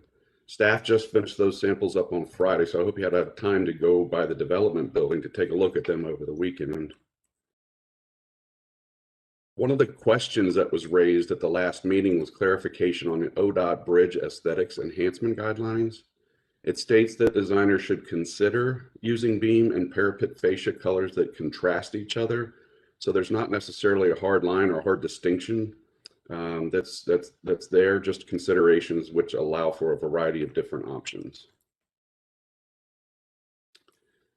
Also at the last meeting, there was a desire for us to get a professional opinion on what types of stains to use. After consulting with the artist, the preferred stain material should be a water-based acrylic solid color stain. The artist indicated that clear or semi-transparent stains are not recommended for this application, as it will leach into the aggregate irregularly and create an undefined edge potentially. Interesting, yeah. Staining, I'm sorry. So this picture, you can see the current conditions. There is a contrast of the painted beams and the fascia of the parapet, and it does meet the guidelines, as we are well aware. Staining the Dublin sign in ribbon color, however, they do introduce another color to the already busyness of the bridge. So if we were to color those fascia areas of the parapet, it would add the need for us to paint the beams and would elevate the scope of the project. Right now, we're looking at just the parapet enhancements to cost $15,000 to $20,000. Adding in the beam painting, and that's just the front sides of those beams, that would cost over $100,000 is what the estimate is. So to give you an idea of what that would look like if we actually did paint the beam, this is the gray color that was discussed at the last meeting. And this is a rendering of the beam and the parapet accents that are stained to artist green color that was also discussed. You'll recall last year, the option of staining the accents on the parapet the same color of the existing beam was brought forward for consideration. The colors may not exactly match due to some of the fading of the beam paint. However, we could get the color very close, we would imagine. And this picture is a close-up of that same rendering, just to give you a closer look. So due to the scope of the cost of the repainting of the beams, this would be staff's recommendation for consideration. So I will certainly turn it over and have whatever discussion you want to have. I can see a lot of head nods here. All right.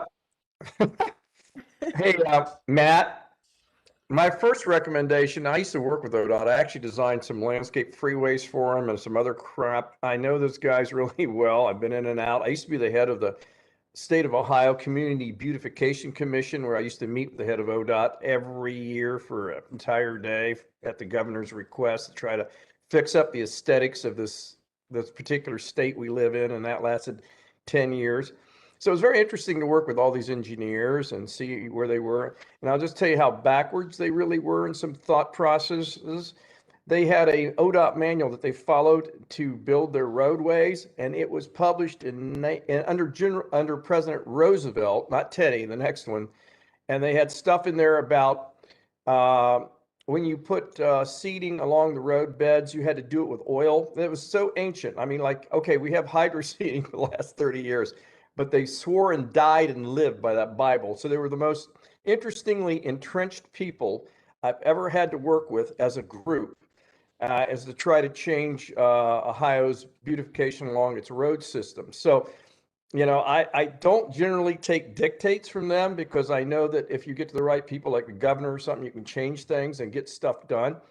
So I'll tell you that my first recommendation with you would be to go ahead with the artist green and try to get that painted on there, because as I drive under the Easton sign over there and the other signs along the freeway for a lot lesser cities, it just galls the hell out of me that I can't read my own city's colors.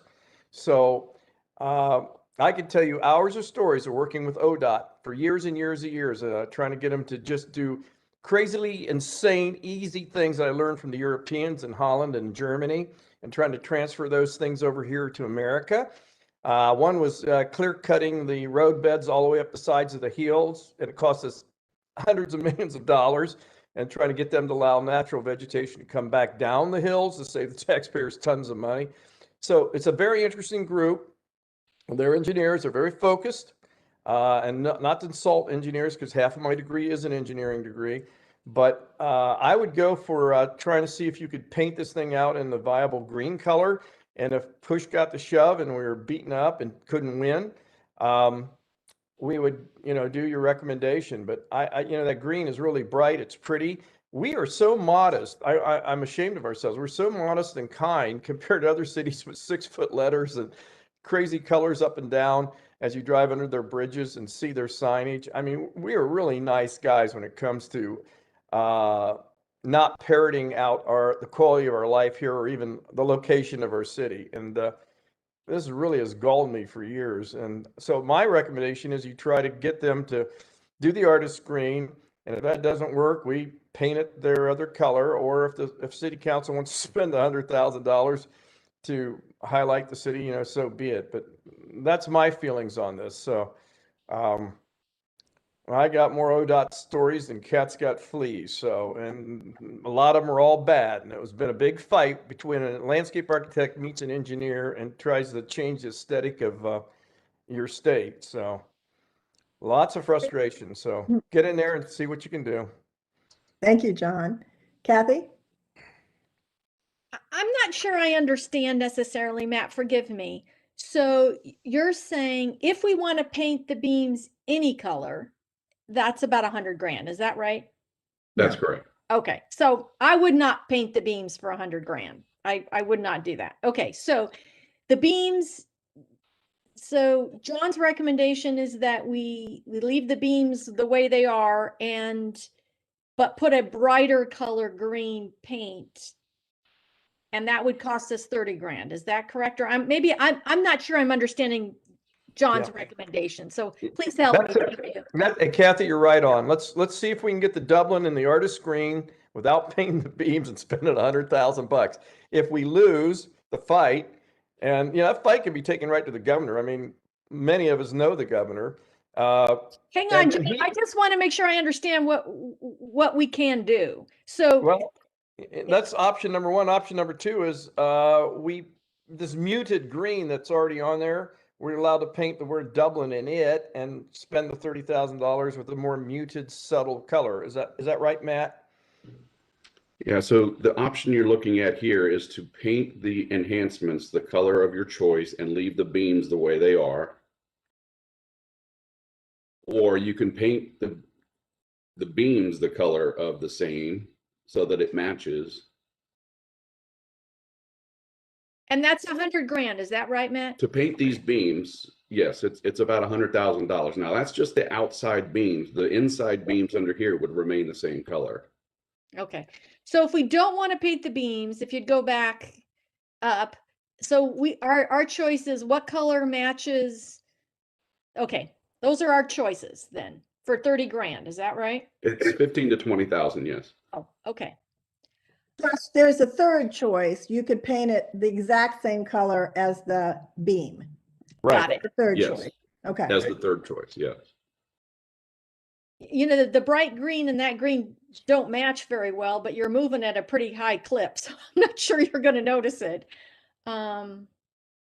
Good point.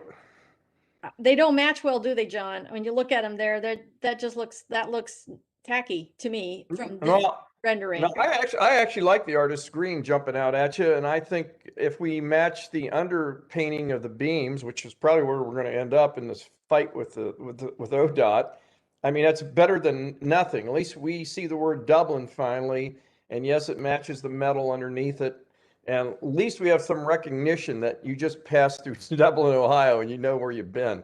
So, you know, at this point, I'll take anything. I'm desperate. It's been what, 5 years? So, Hey, Matt, I have a question for you too. Did the artist, when she chose the green color, did she have the beam underneath as a color to compare it to?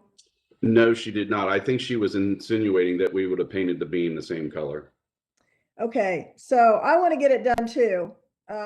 I'm just wondering if she would have chosen that color if she knew what color the beam was. I want to see it green. I think that's my choice, is that it should be green. I would prefer that it would complement the beam and be bright, like a bright color, but the hue would be something that would complement the beam below. And man, I don't even want to say this. Is it worth saying to her, here's the green beam below? Is this still the color you would prefer? But one way or the other, we need to paint it green. But I would not pay the $100,000 for that lower beam either. I think that's a waste of taxpayer dollars. well, you realize, Jane, that's not going to happen because the way they've got us into this deal is we ask him to paint the artist green Dublin things with the striping, which is cool. And then the next thing is, you know, he wants $100,000 to match that artist green and paint the metal, which none of us are probably in agreement of right now. And then the next choice is we paint it the subtle color that the beam already is, and then our striping matches the existing beam color. So, I mean, you know, if push gets a shove, I guess I'd settle for that just to see the name Dublin in a clear enough lettering that you sort of know where we were. But my first impulse is go in there and take them on and see if you can get the thing in a really nice bright green that you can read, and we leave the metal the same. And if that fails, then we move to alternate 2, since we don't want to spend the $100,000, and I'm almost interested and willing to do that, but we just take their suggestion and it becomes the trim color that's underneath the bridge, the metal. So just to be clear, I just want to be clear, John, with Matt. If we choose the artist green, it's possible that ODOT will say you can't do it. Is that correct? Right. Is that right, Matt? But you know what, Jane and really Kathy, if you look up, if you drive around the freeway, you see so many. You just drive under Worthington 6-foot letters. I mean, come on. I mean, No, when we you need get to tough, do it. when you get tough with these guys, you can usually bend them a little bit, and they'll say, "Yeah, it's a rational thought, and we'll help you out." God, I mean, these other cities, the letters are huge. I mean, it's crazy, but no, they've gotten away with. I want to make sure we don't run out of time for the next group, but I just want to be clear, Matt. Is it true that am I right? If we could pick this color and they could come back and say you can't use that color. Is that right? I don't know how stringent they would be on something like this. Jeannie Willis, are you on to know any better? I am online. I'm not sure where ODOT would go with this conversation, to be honest with you. I mean, green is an approved color, obviously, because we have it on the girder, on the steel underneath. I mean, I think we just ask the question and let them answer, but I wouldn't be surprised if they said it was okay to have the 2 colors, but I wouldn't be surprised if they said they want it to match too. I can chime in on this. Oh, good. Thanks, Megan. Those are guidelines that are, you know, fulfilling a general purpose to cover the whole state, but they are guidelines. So we can have specific conversations about the color scheme here, and I'm sure they'll work with us. You know, Megan, they love you down there. I imagine you could probably talk them into about anything, because from the guys I've talked to, they want you to come back. So If you spearhead this, I bet you could win this battle for us. So Jane, So, yeah, can I make a suggestion then, just to move this ahead? sure. We all kind of would like green, so why don't we take your suggestion of saying, find us a green that complements this one and go for it, and just be done with the conversation if we can get the ODOT approval. How does that sound? Is that what you're saying, Jane? Because if that's what you're saying, I'm on board with that. I am, and I agree with John. It has to pop. I don't want it to match a faded green beam.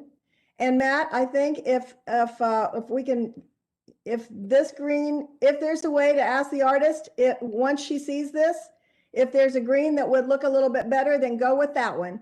But it needs to be bright and it needs to stand out and it needs to be complementary. And I think that's all we're saying. And that's what we just need to get that done. So. Okay, I will reach back out to the artist and have that conversation, or have staff reach out, and we'll see what we can come up with. Yeah. Does the committee agree with that? Are we okay with that on the committee?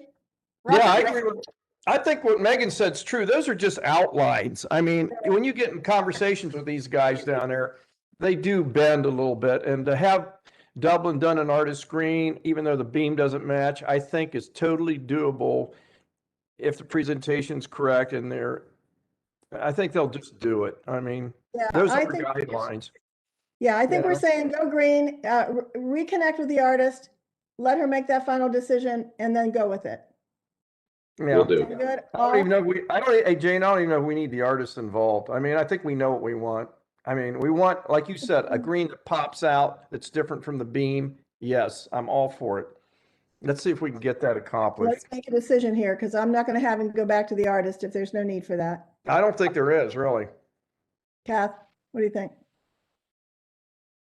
Honestly, when I look at that, those two colors do not look well together in I my. know, I kind of worry about it too. So They I would bother me. say if her recommendation is still this one, then rock on. Because again, I can't see that my screen is really what it's going to look like. That's the hard part. But if the artist says, no, I'd make this slight modification, it still pops, and take it. If not, enough of the conversation here, right? Right, we need to move on. Megan, any Yep. thoughts from you? I was just going to add that I think it would actually help to have the artist recommendation. It would help the conversation that we have with ODOT. Because there are Okay. some examples around the state that turned out pretty much an eyesore, and that's what prompted these guidelines. So, I mean, they're trying to put some parameters around Okay. things, but I think having the artist conversation or artist All right. recommendation would help. All right, so Okay. that sounds like the committee's recommendation. Yeah, let's do it. Thank you so much, and thank you for doing those samples. That was very, very helpful. I appreciate it so You're much. We welcome. all appreciate it. Thank you. All right. Thank you very much. All right, we're moving on to the 2035 framework plan discussion. And Jenny, are you our hostess of the mostest today? I'm going to try. I'm going to kick it off. And then Jamie and Logan are here as well. And Tammy's here as well if you have any questions for us. So good evening, everybody. And thanks for, Homer's here too. Sorry, Homer. Thanks for meeting with us again. We had, as you know, a really great discussion with your group. You were one of the first committees to begin this discussion, which about a month ago, which is really hard to believe that this time has gone by so quickly. But this is really all four committees have at this time gone through that very first step of milestone 1, which is that initial brainstorming and coming up with our initial big ideas and thoughts and putting some meat behind those. And I know a lot of you have sent in some graphics, either that you shared during the meeting or after the fact, and I have forwarded those on to be included in some of the documentation that you had that was provided with your packet today. But we just wanted the opportunity to sort of take this next step, having heard these initial ideas and having heard from everyone, and really looking at how do we further these ideas and look into them in greater detail, make sure we're capturing them accurately. Again, there was an abundance of topics. I'm sure if you looked at the documents, we have about 39 big ideas that sort of came out of this, and a lot of strong correlations between the groups. And I know that in the materials is a little matrix that sort of shows which group generated the idea, but then how it translates to the other committees and their work. We really wanted to make sure that we're really remaining true to the spirit and intent of your original ideas, and looking at how we're going to develop those a little further. So tonight we're going to talk through a little bit of reporting out and going through the materials that were in your packet to talk through really specifically what your committee came up with, which is related to infrastructure. So that's the Public Services Committee's assigned theme. So Jamie and Logan are going to go through those just to show you what each of those big ideas were that we came out with that, and really talking about the discussion and the insights and intent behind each of those, and wanting to get your feedback tonight, and looking at the 3 questions that we put in your memo. So when you look at those as a whole for your committee, are there any that are really rising, now that you've seen them all, they want to need to be elevated more? Are they rising to the top of, of all of these are all really great, but of all of these, I really like X. And, whether that you feel comfortable doing that now. Our goal is not to eliminate or do any of that at this point. We really just want to further these thoughts and see in the end, wanting to probe a little further into the intent behind them. So what, why would we want to further these ideas? How does that lead us to a more successful Dublin in 2035? Really wanting to push the envelope and use these big ideas to hurdle us forward in a really, really great and thoughtful way. And, as we start to look at that, answering then these other questions of what kind of community do we want, and how do these ideas help us get there, and what would Dublin look like if we were able to implement one of these ideas. So we're hoping that by asking these more big picture questions, that helps us understand these big ideas a little bit more. So I'm going to turn it over to Jamie so this is sort of kick us off here. Hey Jenny, it's Homer. Could I break in just a second? I just want to introduce somebody to everyone. You notice there's a new face on the screen. Michael Farrar is our new Director of Information Technology, and today's his first day with us. So I just wanted to say welcome to Michael, and welcome to your first experience with a committee meeting. Nothing like trial by fire here. So welcome, Michael.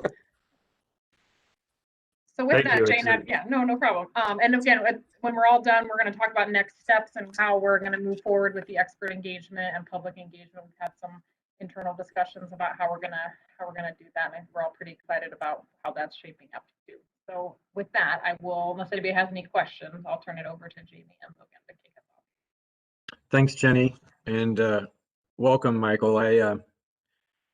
I understand now why your desk is so clean. See how that lasts. So, Jane, I'm conscious of how much where we are with the clock right now, and would you like us to sort of spend about 45 minutes on this item, or? Yeah, we're scheduled till I thought 7, so we have until 7. Oh, plenty of time then. Okay, just wanted to check. I believe that's right. 4 to 7, I think I saw on the agenda, so I think you're good. All right. 4 to 6. All right. 4 to 6, aren't we? I have 7 on my agenda, I thought. Yeah, let me just see here.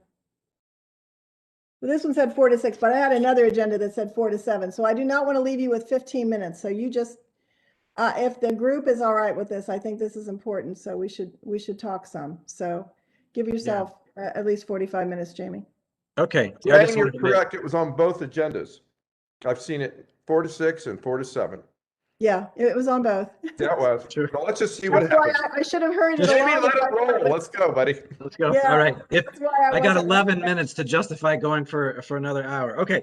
Okay. So as Jenny said to you, there are 39 ideas that we're carrying right now that you saw on the spreadsheet. Some of you may not see an idea in your particular category because we went through an effort to try to do some reduction of duplication. And so if you don't find yours exactly, maybe you find it in another category. If you can't find it there, let us know. But we've tried to capture all of those. We are interested, not locking you or anybody else in right now, but we're interested in seeing if there are any of these things that really elevate, for your mind. As Jenny said, we're not eliminating anything right now. We want to carry this carry forward, but there may be things that you feel like maybe justify a little bit more attention than others. And so that's one of our critical interests is tonight, is about what that actually looks like. And that elevation will help us do a number of things with our future work, including the expert panelist based on your interest here. You got two documents. You've got a summary document that has like the headlines of all the big ideas. And that's a bit tricky. And we've talked about this, is that, you can only get so much in a headline. And so the secondary document is intended to capture the flavor or more of the story that you've been trying to tell us. But if we've not captured that, we want to know. So we don't have to spend time here in the meeting necessarily doing that, but please, send Logan or me a note and we'll get that fleshed out. The imagery that some of you have sent, I know right after the meeting last week, Megan sent some images that really brought home what she was talking about, just made all the difference in the world. And we'll be including those in our summary document. So what we're going to do here is pull up your 13 big ideas. Unless anybody has any general questions and needs clarification or something they want to offer, we're going to look at your 13. Anybody? Okay. So here are the 13, and I hope the way that Logan has coded this is helpful to you. The spinning circle there is, if the idea, also showed up in another one of the 4 theme areas. And then what you see on the right-hand side is where we primarily categorized. You can see as an example that number 4 under your category, it really felt like it was more of a quality of life, but related to yours. So at some point we'll decide who's going to do some detailed work on this, which group, but this is our sort of analysis of what's going on with what you've offered here. So I'd like you to take a look at the 13, and just if you can scan down them, refresh yourself.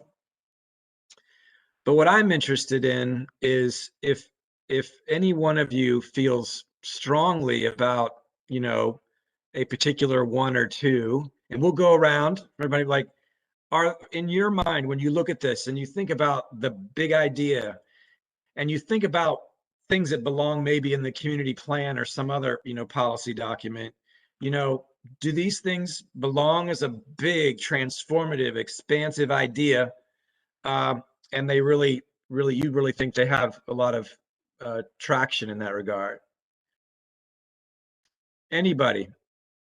We could get all 13 of them could be elevated by the time we're done. There's no magic about this number, but anybody feel like see something on here that you think that is a big idea that really ought to be elevated?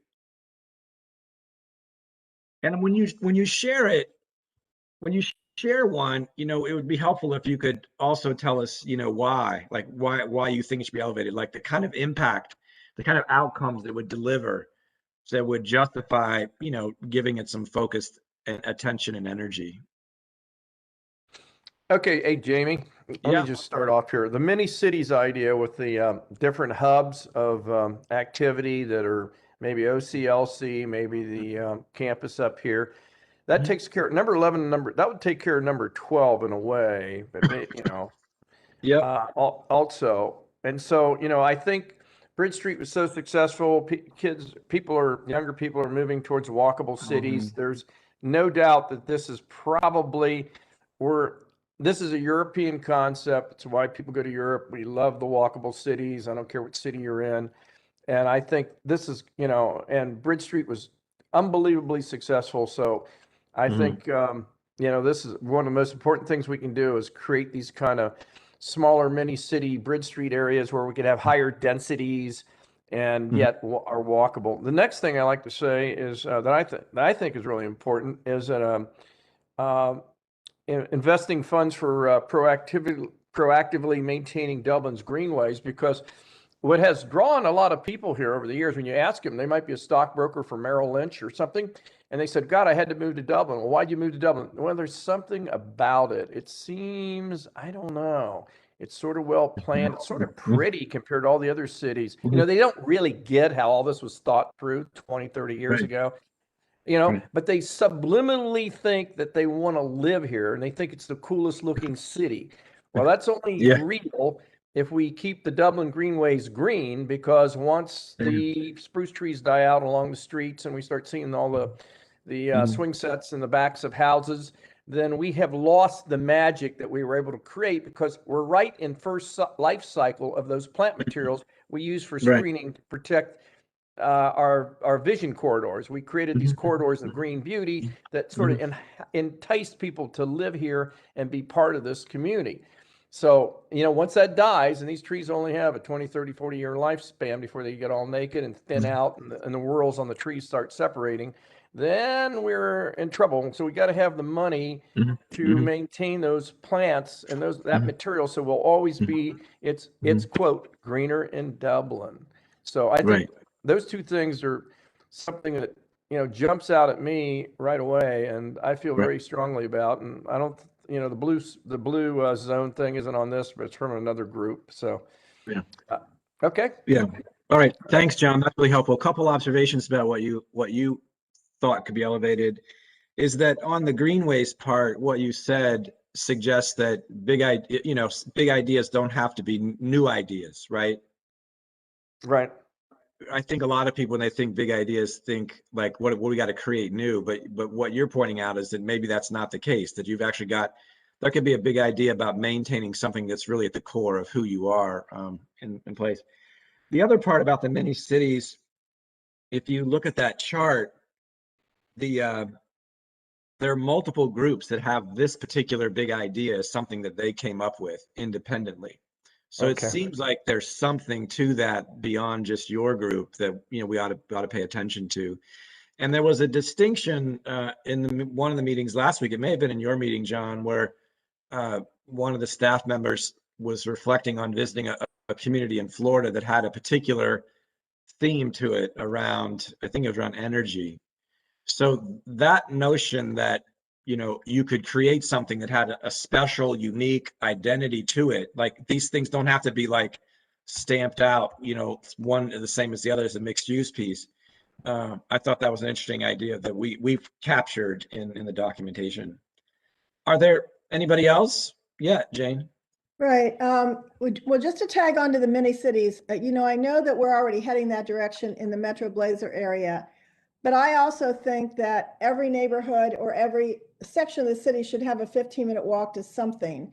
And that requires kind of a comprehensive look at how that walk happens, whether that happens with dedicated bike lanes, whether you change the Dublin code to allow within a residential area that there would be some small amount of commercial, like a coffee shop or a little place for people to gather. So the mini city concept, I think, is important, but it's a lot of retrofitting. And so I'd like to go into something that's not retrofitting and something that is a little newer. And I then move to the high-speed multimodal. And the only reason I do that, and I know I sent in aspirational images, but with all of this talk about the autonomous corridor and autonomous vehicles and all the transportation research that's happening, it seems to me that it's a great segue to somehow on the west side of the city around the Innovation District to incorporate or to campaign for some high-speed transportation that would link Dublin to cities across the state. Whether that's going to the governor and making sure that we get Amtrak station over there, or we actually create the very first little drone personal vehicle mobility hub on the west side of town. I just think it just naturally fits that we become sort of like the poster child of modern transportation. Which would then bring everybody to us and allow all of us to go everywhere else. So I like that one. And then yeah, I had suggested the resident ID card. And the only reason I would, and I don't think that this is a great big idea that can't be initiated within a year or two or whatever, but our Go app, our Dublin Go app is getting raves. People love that. And I just wonder what the new technology would have to offer if you had a Dublin resident card that gave you all kinds of other services, all kinds of other information. You had the app and you wanted to use one of the bikes that we were just talking about, and you want to know exactly where it's at, you want to know where the next bike path is, you want to know where the loop is, it just tells you everything. It's the resident app. Everything you want to know about Dublin is right there within your smartphone. So those are my two elevations. Yeah. So Jane, I thought you said there when you were talking about the second one that maybe that was something that could be done, you know, within a year. I mean, like the way technology is going, this is not something that you would want to wait to 2035 to see, right? No, I don't think it's going to change. I don't think it's going to put us on the map. Right. So that's like a big idea for the short term. Okay. Yeah. Right. The other would be for the long term. Yeah. Well, and it's certainly, you know, when you talk about putting the community on the map and doing things that are innovative and creative, like by doing this, you would certainly accomplish that. Right. Kathy, I'm sorry. I think for the people I think residents who lived here, people would say, you can't believe how accessible everything to us is in Dublin with this little thing. Tel Aviv uses, I think I saw it first in Tel Aviv, and they used it for everything. I mean, they'd remind you when your child was supposed to have their kindergarten sign up. I mean, it was that personal. It was like a city concierge. Wow. So. Cool. All right. Thanks, Jane. Kathy, did you want to jump in here? Yeah. Hey, Jane, to that point about the last one, I think it maybe is no longer a card concept, right? Card is a metaphor for like once upon a, you know, I think it's an app. Yeah. It's really an app. Saying they know my identity, right? Yes. They know I am a resident of this community. And because of that, they outreach to me opportunities and show me things. So that's what you're really, I think that's what I'm saying. Yes. I know Yes. what you're saying. And I'm just clarifying it for other folks because Jane and I have had conversations about this. It's really about knowing that you're a resident and don't wait to be asked necessarily, offer. And okay, so I'll just say that.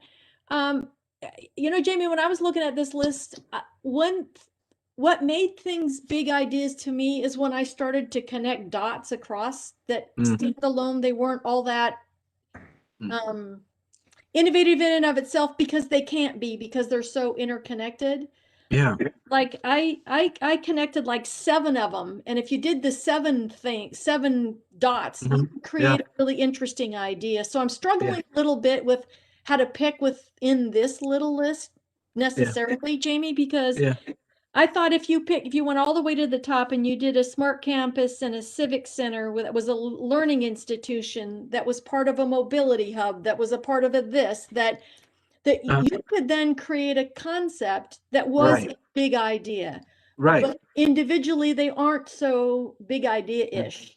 So to me, what would be really interesting is to connect 7 of these into an idea that would create a, so if on your greenway led you to a smart campus that does multilingual, that does all of these things, you then have something that doesn't exist anywhere else. That is truly a big idea, whereas individually it isn't. So anyway, that instead of picking one thing, that would be my suggestion, is that we begin to tell a story to ourselves about if we connected these 8 things, this is what we could have that doesn't exist anywhere else. And that's what I started to do. So I don't know if that's helpful, but no, it is a lot more interesting to me than a onesie twosie. Yeah.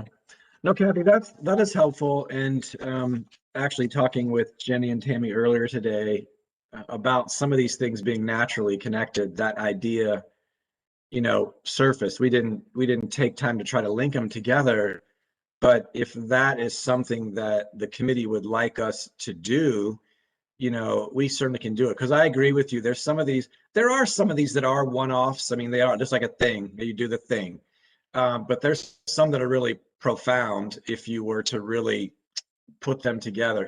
As we were just talking about, if you put some of your technology, sustainability, mobility, quality of life, connectivity into one of these mini cities as a demonstration of a certain sort of way to live and work, that could be really smashing if you could put that together. So we certainly could take a run at the threads, that go through some of these that might actually build something up. And to your point.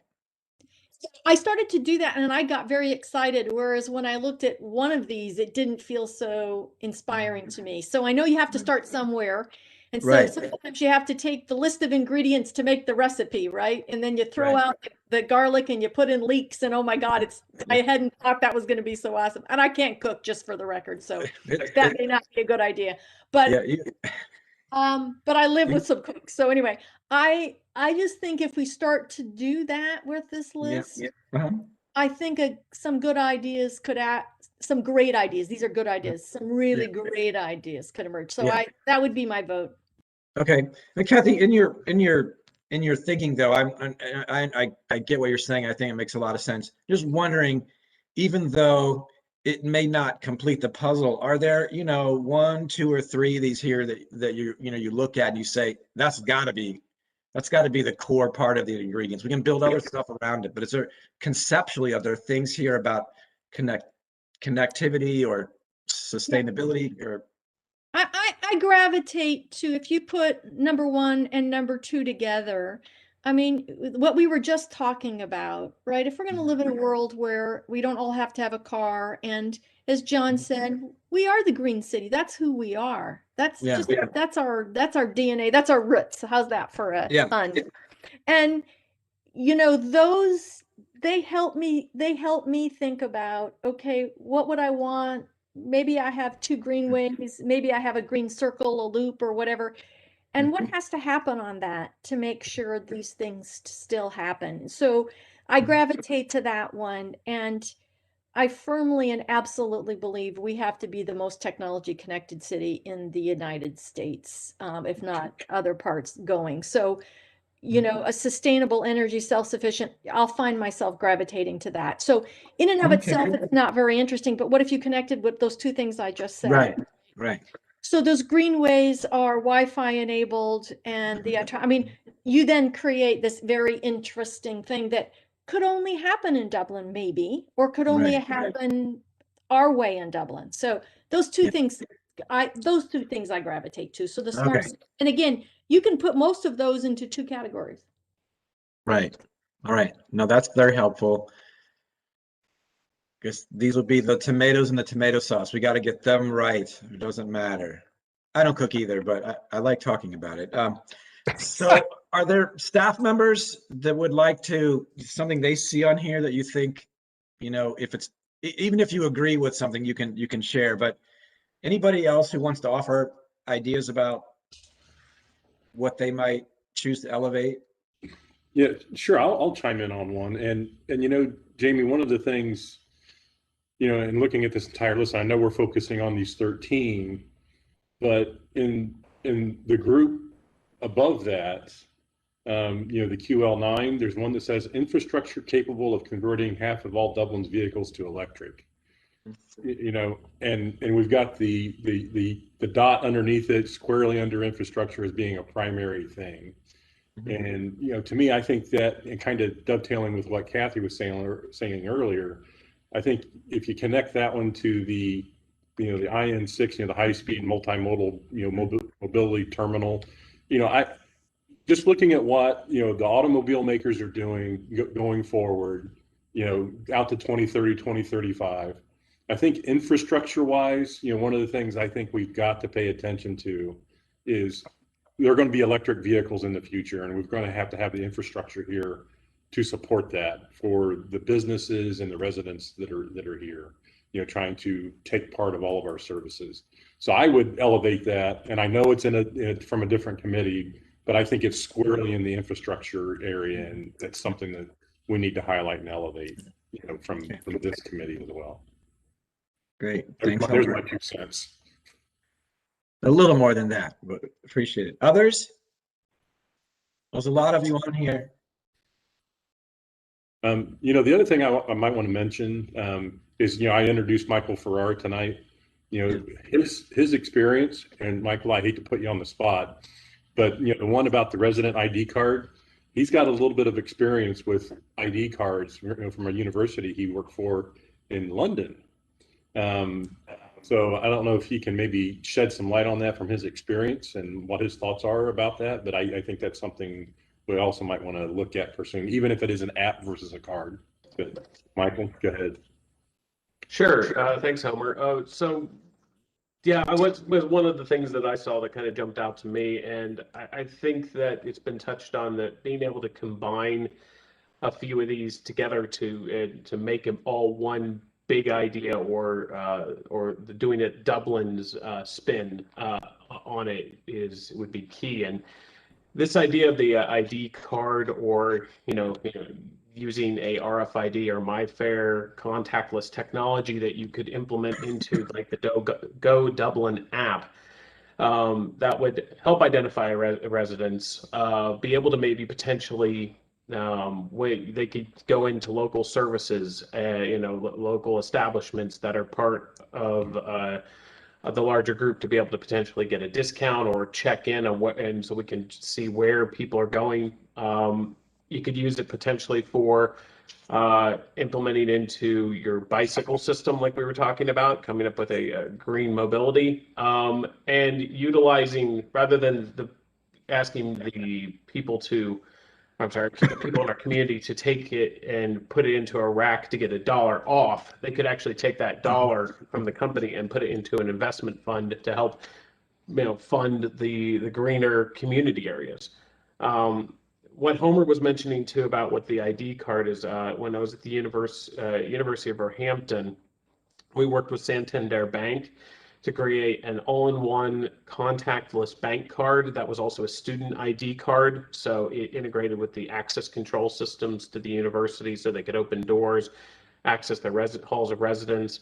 It had a barcode for their be able to borrow books from the library. It had their student ID, so they could go ahead and use it for exams. They could use it as a contactless payment method on the London Underground and bus transport system. And it had a pin and chip as well, and they could use it to buy goods and services. So they could have everything they could do in one card, and that was primarily focused around international students coming into the country who had not been able to establish a bank account. They could open a bank account with Santander banks as an established, confirmed student with the university. And that would kickstart this whole process of them being able to have one access card to access London, was the way they were pitching it. So I do think that there is some definite benefit with going that route, and especially since now all our devices have this built-in technology in them. I think we could group some of them together, or even be able to utilize it with the Go Dublin app, and really hit a home run with the community and being able to deliver some great services. Great, thank you. Anybody else elevating ideas? Megan, you sent in some nice imagery last week. Do you want to say anything about that, or anything about this list of these ideas? You're muted. I hate when that happens. Sorry. No worries. I'm still practicing. Yeah. Same here. I'm a slow learner, I guess. No, I was going to comment on this list of ideas. So I know that we talked about the mini cities, and then that inevitably takes us to, and all throughout this whole process, I know Councilmember Fox and DeRosa keep bringing up the idea of the 15-minute city.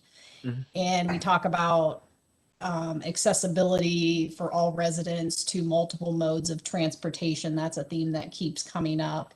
And then just the prior discussion this evening, we were talking about mobility hubs, which are infrastructure.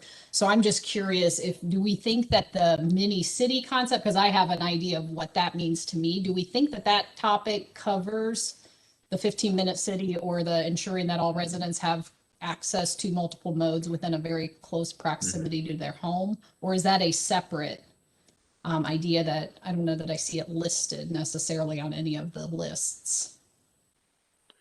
Megan, my interpretation is they're distinct ideas. You know, I think the principle is the same, and that there's this notion about walkability and connectivity. But I don't know that it's necessarily baked into the mini cities ideas, because, you know, those could be a relatively small area relative to the overall size of the geography I thought that, you know, Jane was talking about. But we could be more specific Yeah. about that. But That's just my thought. Is I'm wondering if we need that to have, you know, that idea listed on its own under one of these lists. And it does I mean, it speaks to, I mean, several of the buckets, but it does require infrastructure, as we discussed with those mobility hubs.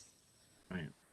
It would be a lot. I don't know the staff, somebody on staff could probably do this with some effort, but you know, you could map the city about where were areas that don't have a 15-minute amenity. That'd be pretty profound relative to what would be the sizes of these mini cities, but that's a good piece of research. 15-minute walking or biking or? Well, that's what I was gonna say. And it's, you know, 15-minute city is even a little different in my mind, and maybe that's wrong, but is even a little different from just every resident having access to multiple modes within, say, a quarter mile or something like that. Like I've seen other cities have set goals to accomplish. And that also would encompass, you know, high-speed rail. Just a lot of these different ideas tend to touch on mobility, and I'm wondering if there's more of an umbrella goal that would capture several of those that is different than those cities, because I think we all keep mentioning the same location for those mini cities within Dublin, and there's still quite a few residents that would be a little distance away from those mini cities. Right. I would think, Megan, when I think about it, I try to think if it's quality of life and we're doing it for each resident, I would want to live anywhere in this city and be able to walk or get to something using multiple transportation. And I would like to have something to walk to, you know, choices to walk to. And I think that's what the 15-minute, that's what we all love about Europe, is that you can walk out the door and you are there. There's a small bistro, there's a coffee shop, there's a little outdoor something going on, or a little place where people can spend time fishing. And I think we're really talking about retrofitting suburbia to become more of a quasi suburban urban environment where everybody has some place, they feel good about their neighborhood, they can walk wherever they want to go. They have all those aspects that make it fun to be a pedestrian.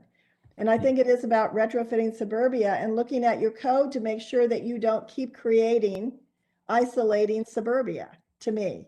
And I think each node would be different, because you can't really reinvent the city after it's been built.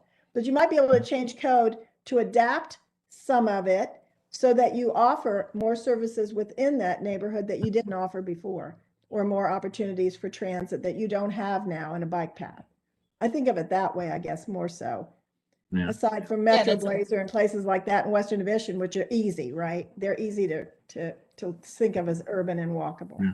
So do we need 3 separate distinct goals? One's the mini city, one's the 15-minute city, and one is all residents have access to mobility options within a certain distance or something like that, or close proximity. And Jeannie, we had an internal meeting the other day, and Jeannie, you know, kind of captured it in, you know, we have a goal of residents not feeling like they are dependent upon their personal vehicle. I mean, that's what it's really all about. Right. Megan, I think your question is on target, that there are 3 distinct things. Now, to the point that Kathy mentioned earlier, you know, they could be more related than others, but if we could think about them as 3 and maybe give them some definition, then come back to the group about what do these things actually begin to mean to us, and are they related or not? But I think they are distinct.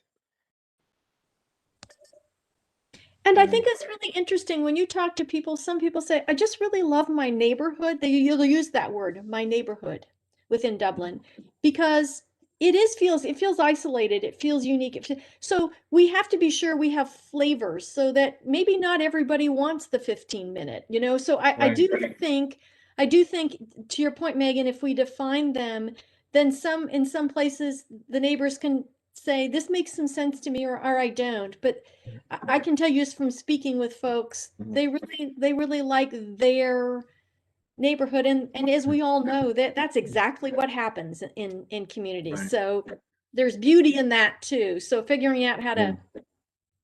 But in that example, I mean, maybe they do want access to multiple modes. I mean, they might be, they might be interested in having access to alternative transportation without having to rely on their personal vehicle, especially if they're aging.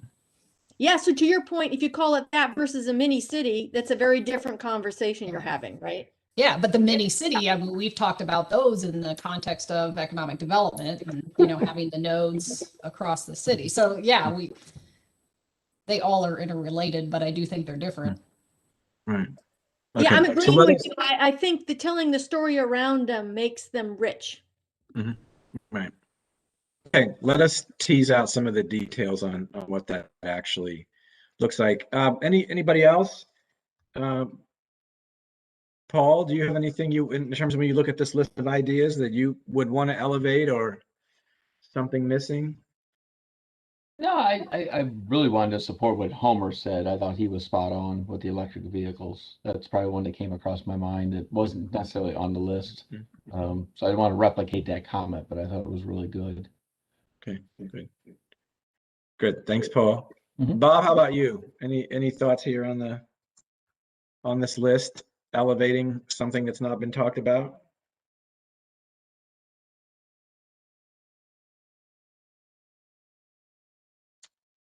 Sorry. Bob is talking to us. There we go. There we go. Hey. Sorry. Can you bring the list back up? I only see. Are you still sharing it? For you, Bob, we will share it. Thank you. Thank you. I brought up item number 3. Obviously, that was my idea. So I just think more things that we can do to automatically do things are better. And I also love the idea of the interactive digital events. So when people go to a place of history in the city, that they have this easy way to connect with the history in the past. It certainly seems a way to live out some of your technology, aspirations if you're actually putting it to use like that. Jay, about anything you'd like to offer? Obviously support the mobility. Oh, Jay, Jay, sorry. Go ahead, Jay. No, go ahead, please, Jay. I already spoke enough tonight. You did an excellent job. Thank you. No, pretty much all my thoughts have been touched upon, but I do believe there is that sense of things that intermingle and get combined together to make it much more enticing or richer of a thought or idea. So I definitely like going down that road and the idea behind that, but I don't want to just keep reiterating things that have already been said. So thank you. Right. No, it's good to have the affirmation here. So I would be interested. So in this work, I think we've got some sense of what you would elevate. I think seemed like there was support for Kathy's idea, sort of like how do you string these together so they become much more impactful and a bigger idea. There may be some, as I said earlier, that may stand alone, but clearly there's many that if they were bundled up together, they could be very helpful. And then the conversation we just had in response to Megan's comments, there's these 3 different but kind of related ideas we need to tease out. So that will be our focus in terms of your list here, and also begin the process of really looking about the threads of these things. And again, this is Kathy's point, into the other theme areas, not just within the own. So we'll do that. But what I would like to do with the remaining time that we can squeeze out here is, you're getting some ideas in your own head about what it is that we could do together. Some of the big ideas, expansive thinking. I would love for you to think a little bit about if these big ideas were to be realized, what kind of community would we have? Like, what would it be? So I would like you to think maybe 3 words. We don't have a lot of time. I would encourage you, you can verbalize them if you want. You can also use the chat. This is for everybody. But if looking at this list of the 13 of your group plus the other 26, if you've been looking at those two, what kind of community would we have? What would be the key outcomes of this work?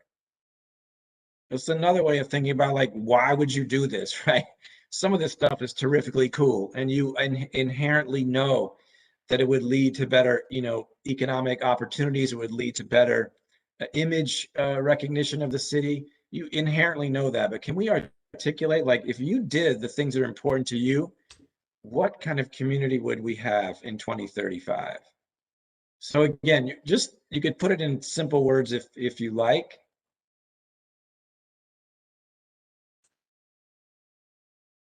Maybe I should call on Mike first since he's just shown.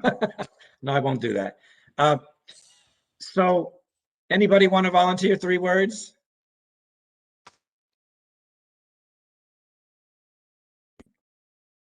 I was going to say you can't repeat them to try to encourage you to go ahead and go, but I won't do that. There's a lot of you.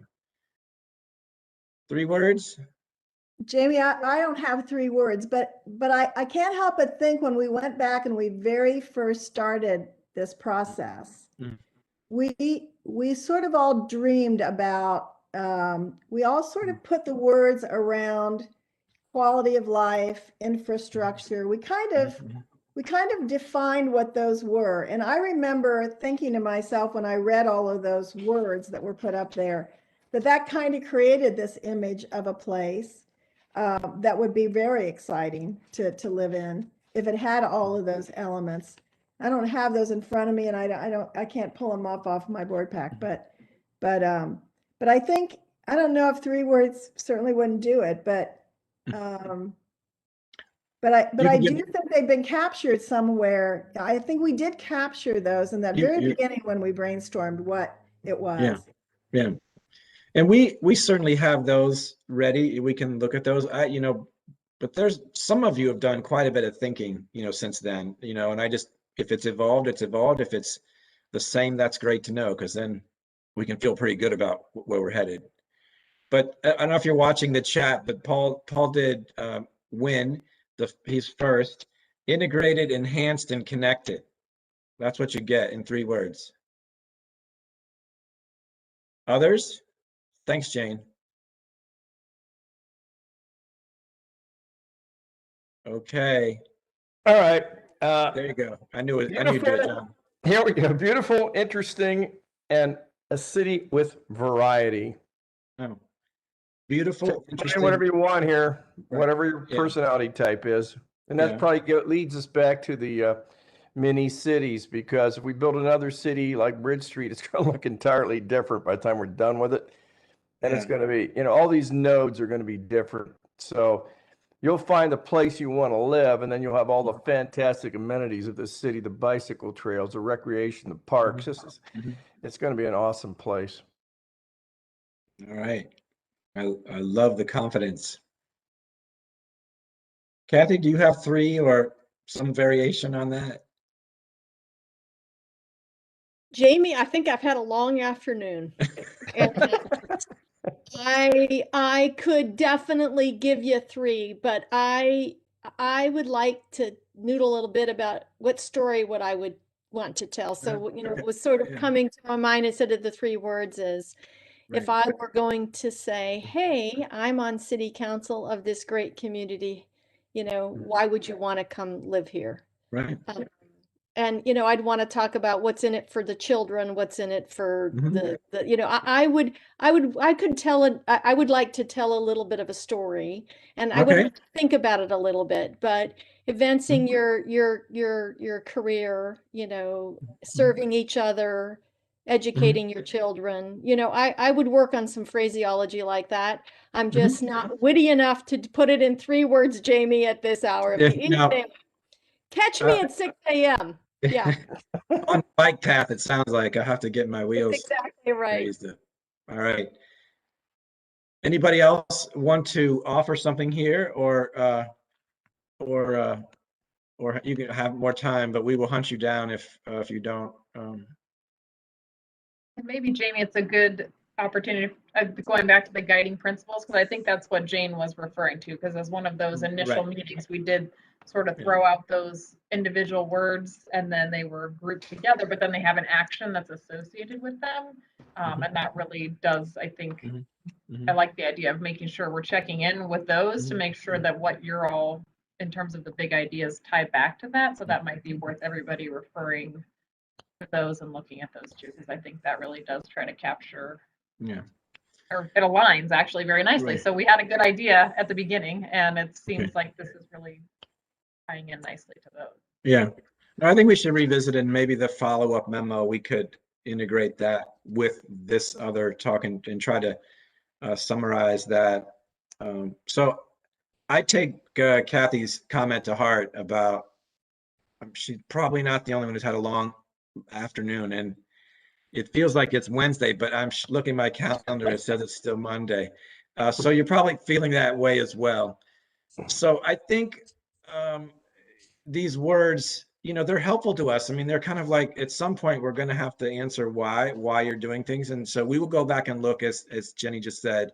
But if you can send us anything else, we've had a few more come through the chat, is important. You know, one of the aspects of like successful communities that we see a lot is the emotional attachment that people have to the place. So when I think about like what it is that you're trying to do ultimately is to have people that care about, they care about working there, they care about living there, they care about raising a family. And it turns out there's really good research that there is a prosperity correlation between high amounts of emotional attachment and how you do economically. So when you're doing things, you know, and you've done a number of those. I mean, your parks, your trails actually do things to people that make them feel emotionally connected. I think that's one of the key things that you really are focused on here. So I think we have our homework. Is there anything any of you have for us? Jamie, the only thing I would ask is the aspirational images that you're speaking about. I didn't get any in my packet. I haven't seen anybody else's, and I just wonder if there's a way you can share people's aspirational images as we just over the course of the time that you get them, just so that we can kind of see them and imagine, you know, what others' thoughts are as we kind of do our homework for each meeting. Absolutely.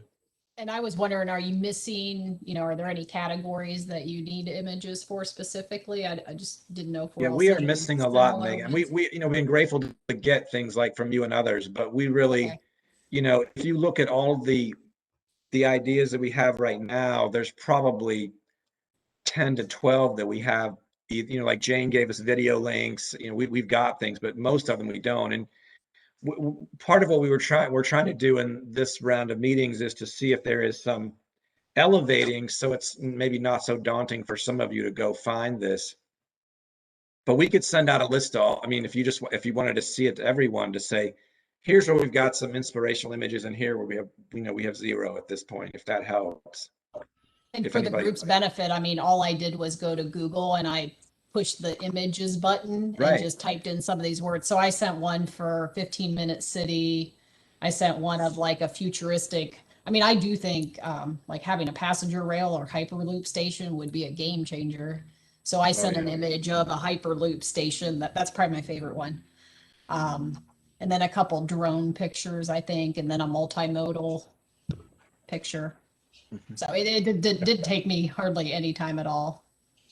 Yeah. So, hey, Jane, in the one document that they sent out where it's got each one of the, you know, the titles, and then it's got the bullet points underneath it, over to the right-hand side under where it says examples and resources, as you go through that document, there are some links already embedded in there. If you go to that document and scroll down and find those links, you can see some of those images.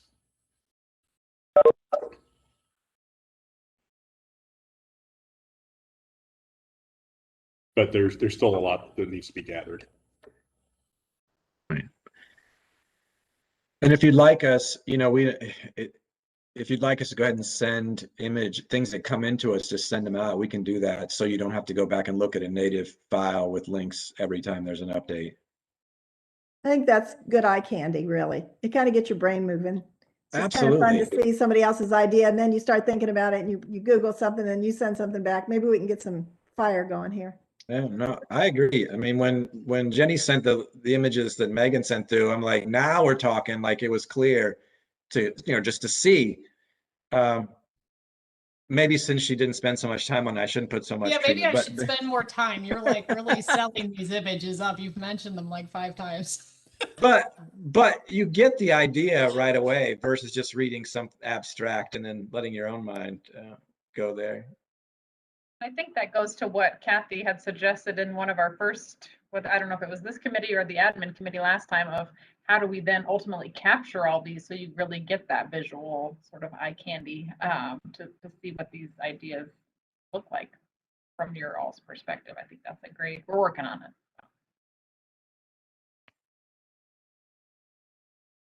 Okay. All right. Thank you all very much. Thank you, Jamie. Yeah. Well, I guess we're going to call it at 6:36, and I apologize for the mix-up on the timing. We had two different times that was supposed to end, so we're halfway in the middle, and I think that's good. So we are calling this meeting adjourned. Thank you all for everything you've given tonight and all your good ideas, and appreciate it. So, all right, have a good evening. Thank you. Welcome, Michael. See you tomorrow. Thank you. Welcome, Nice to meet you Michael. all.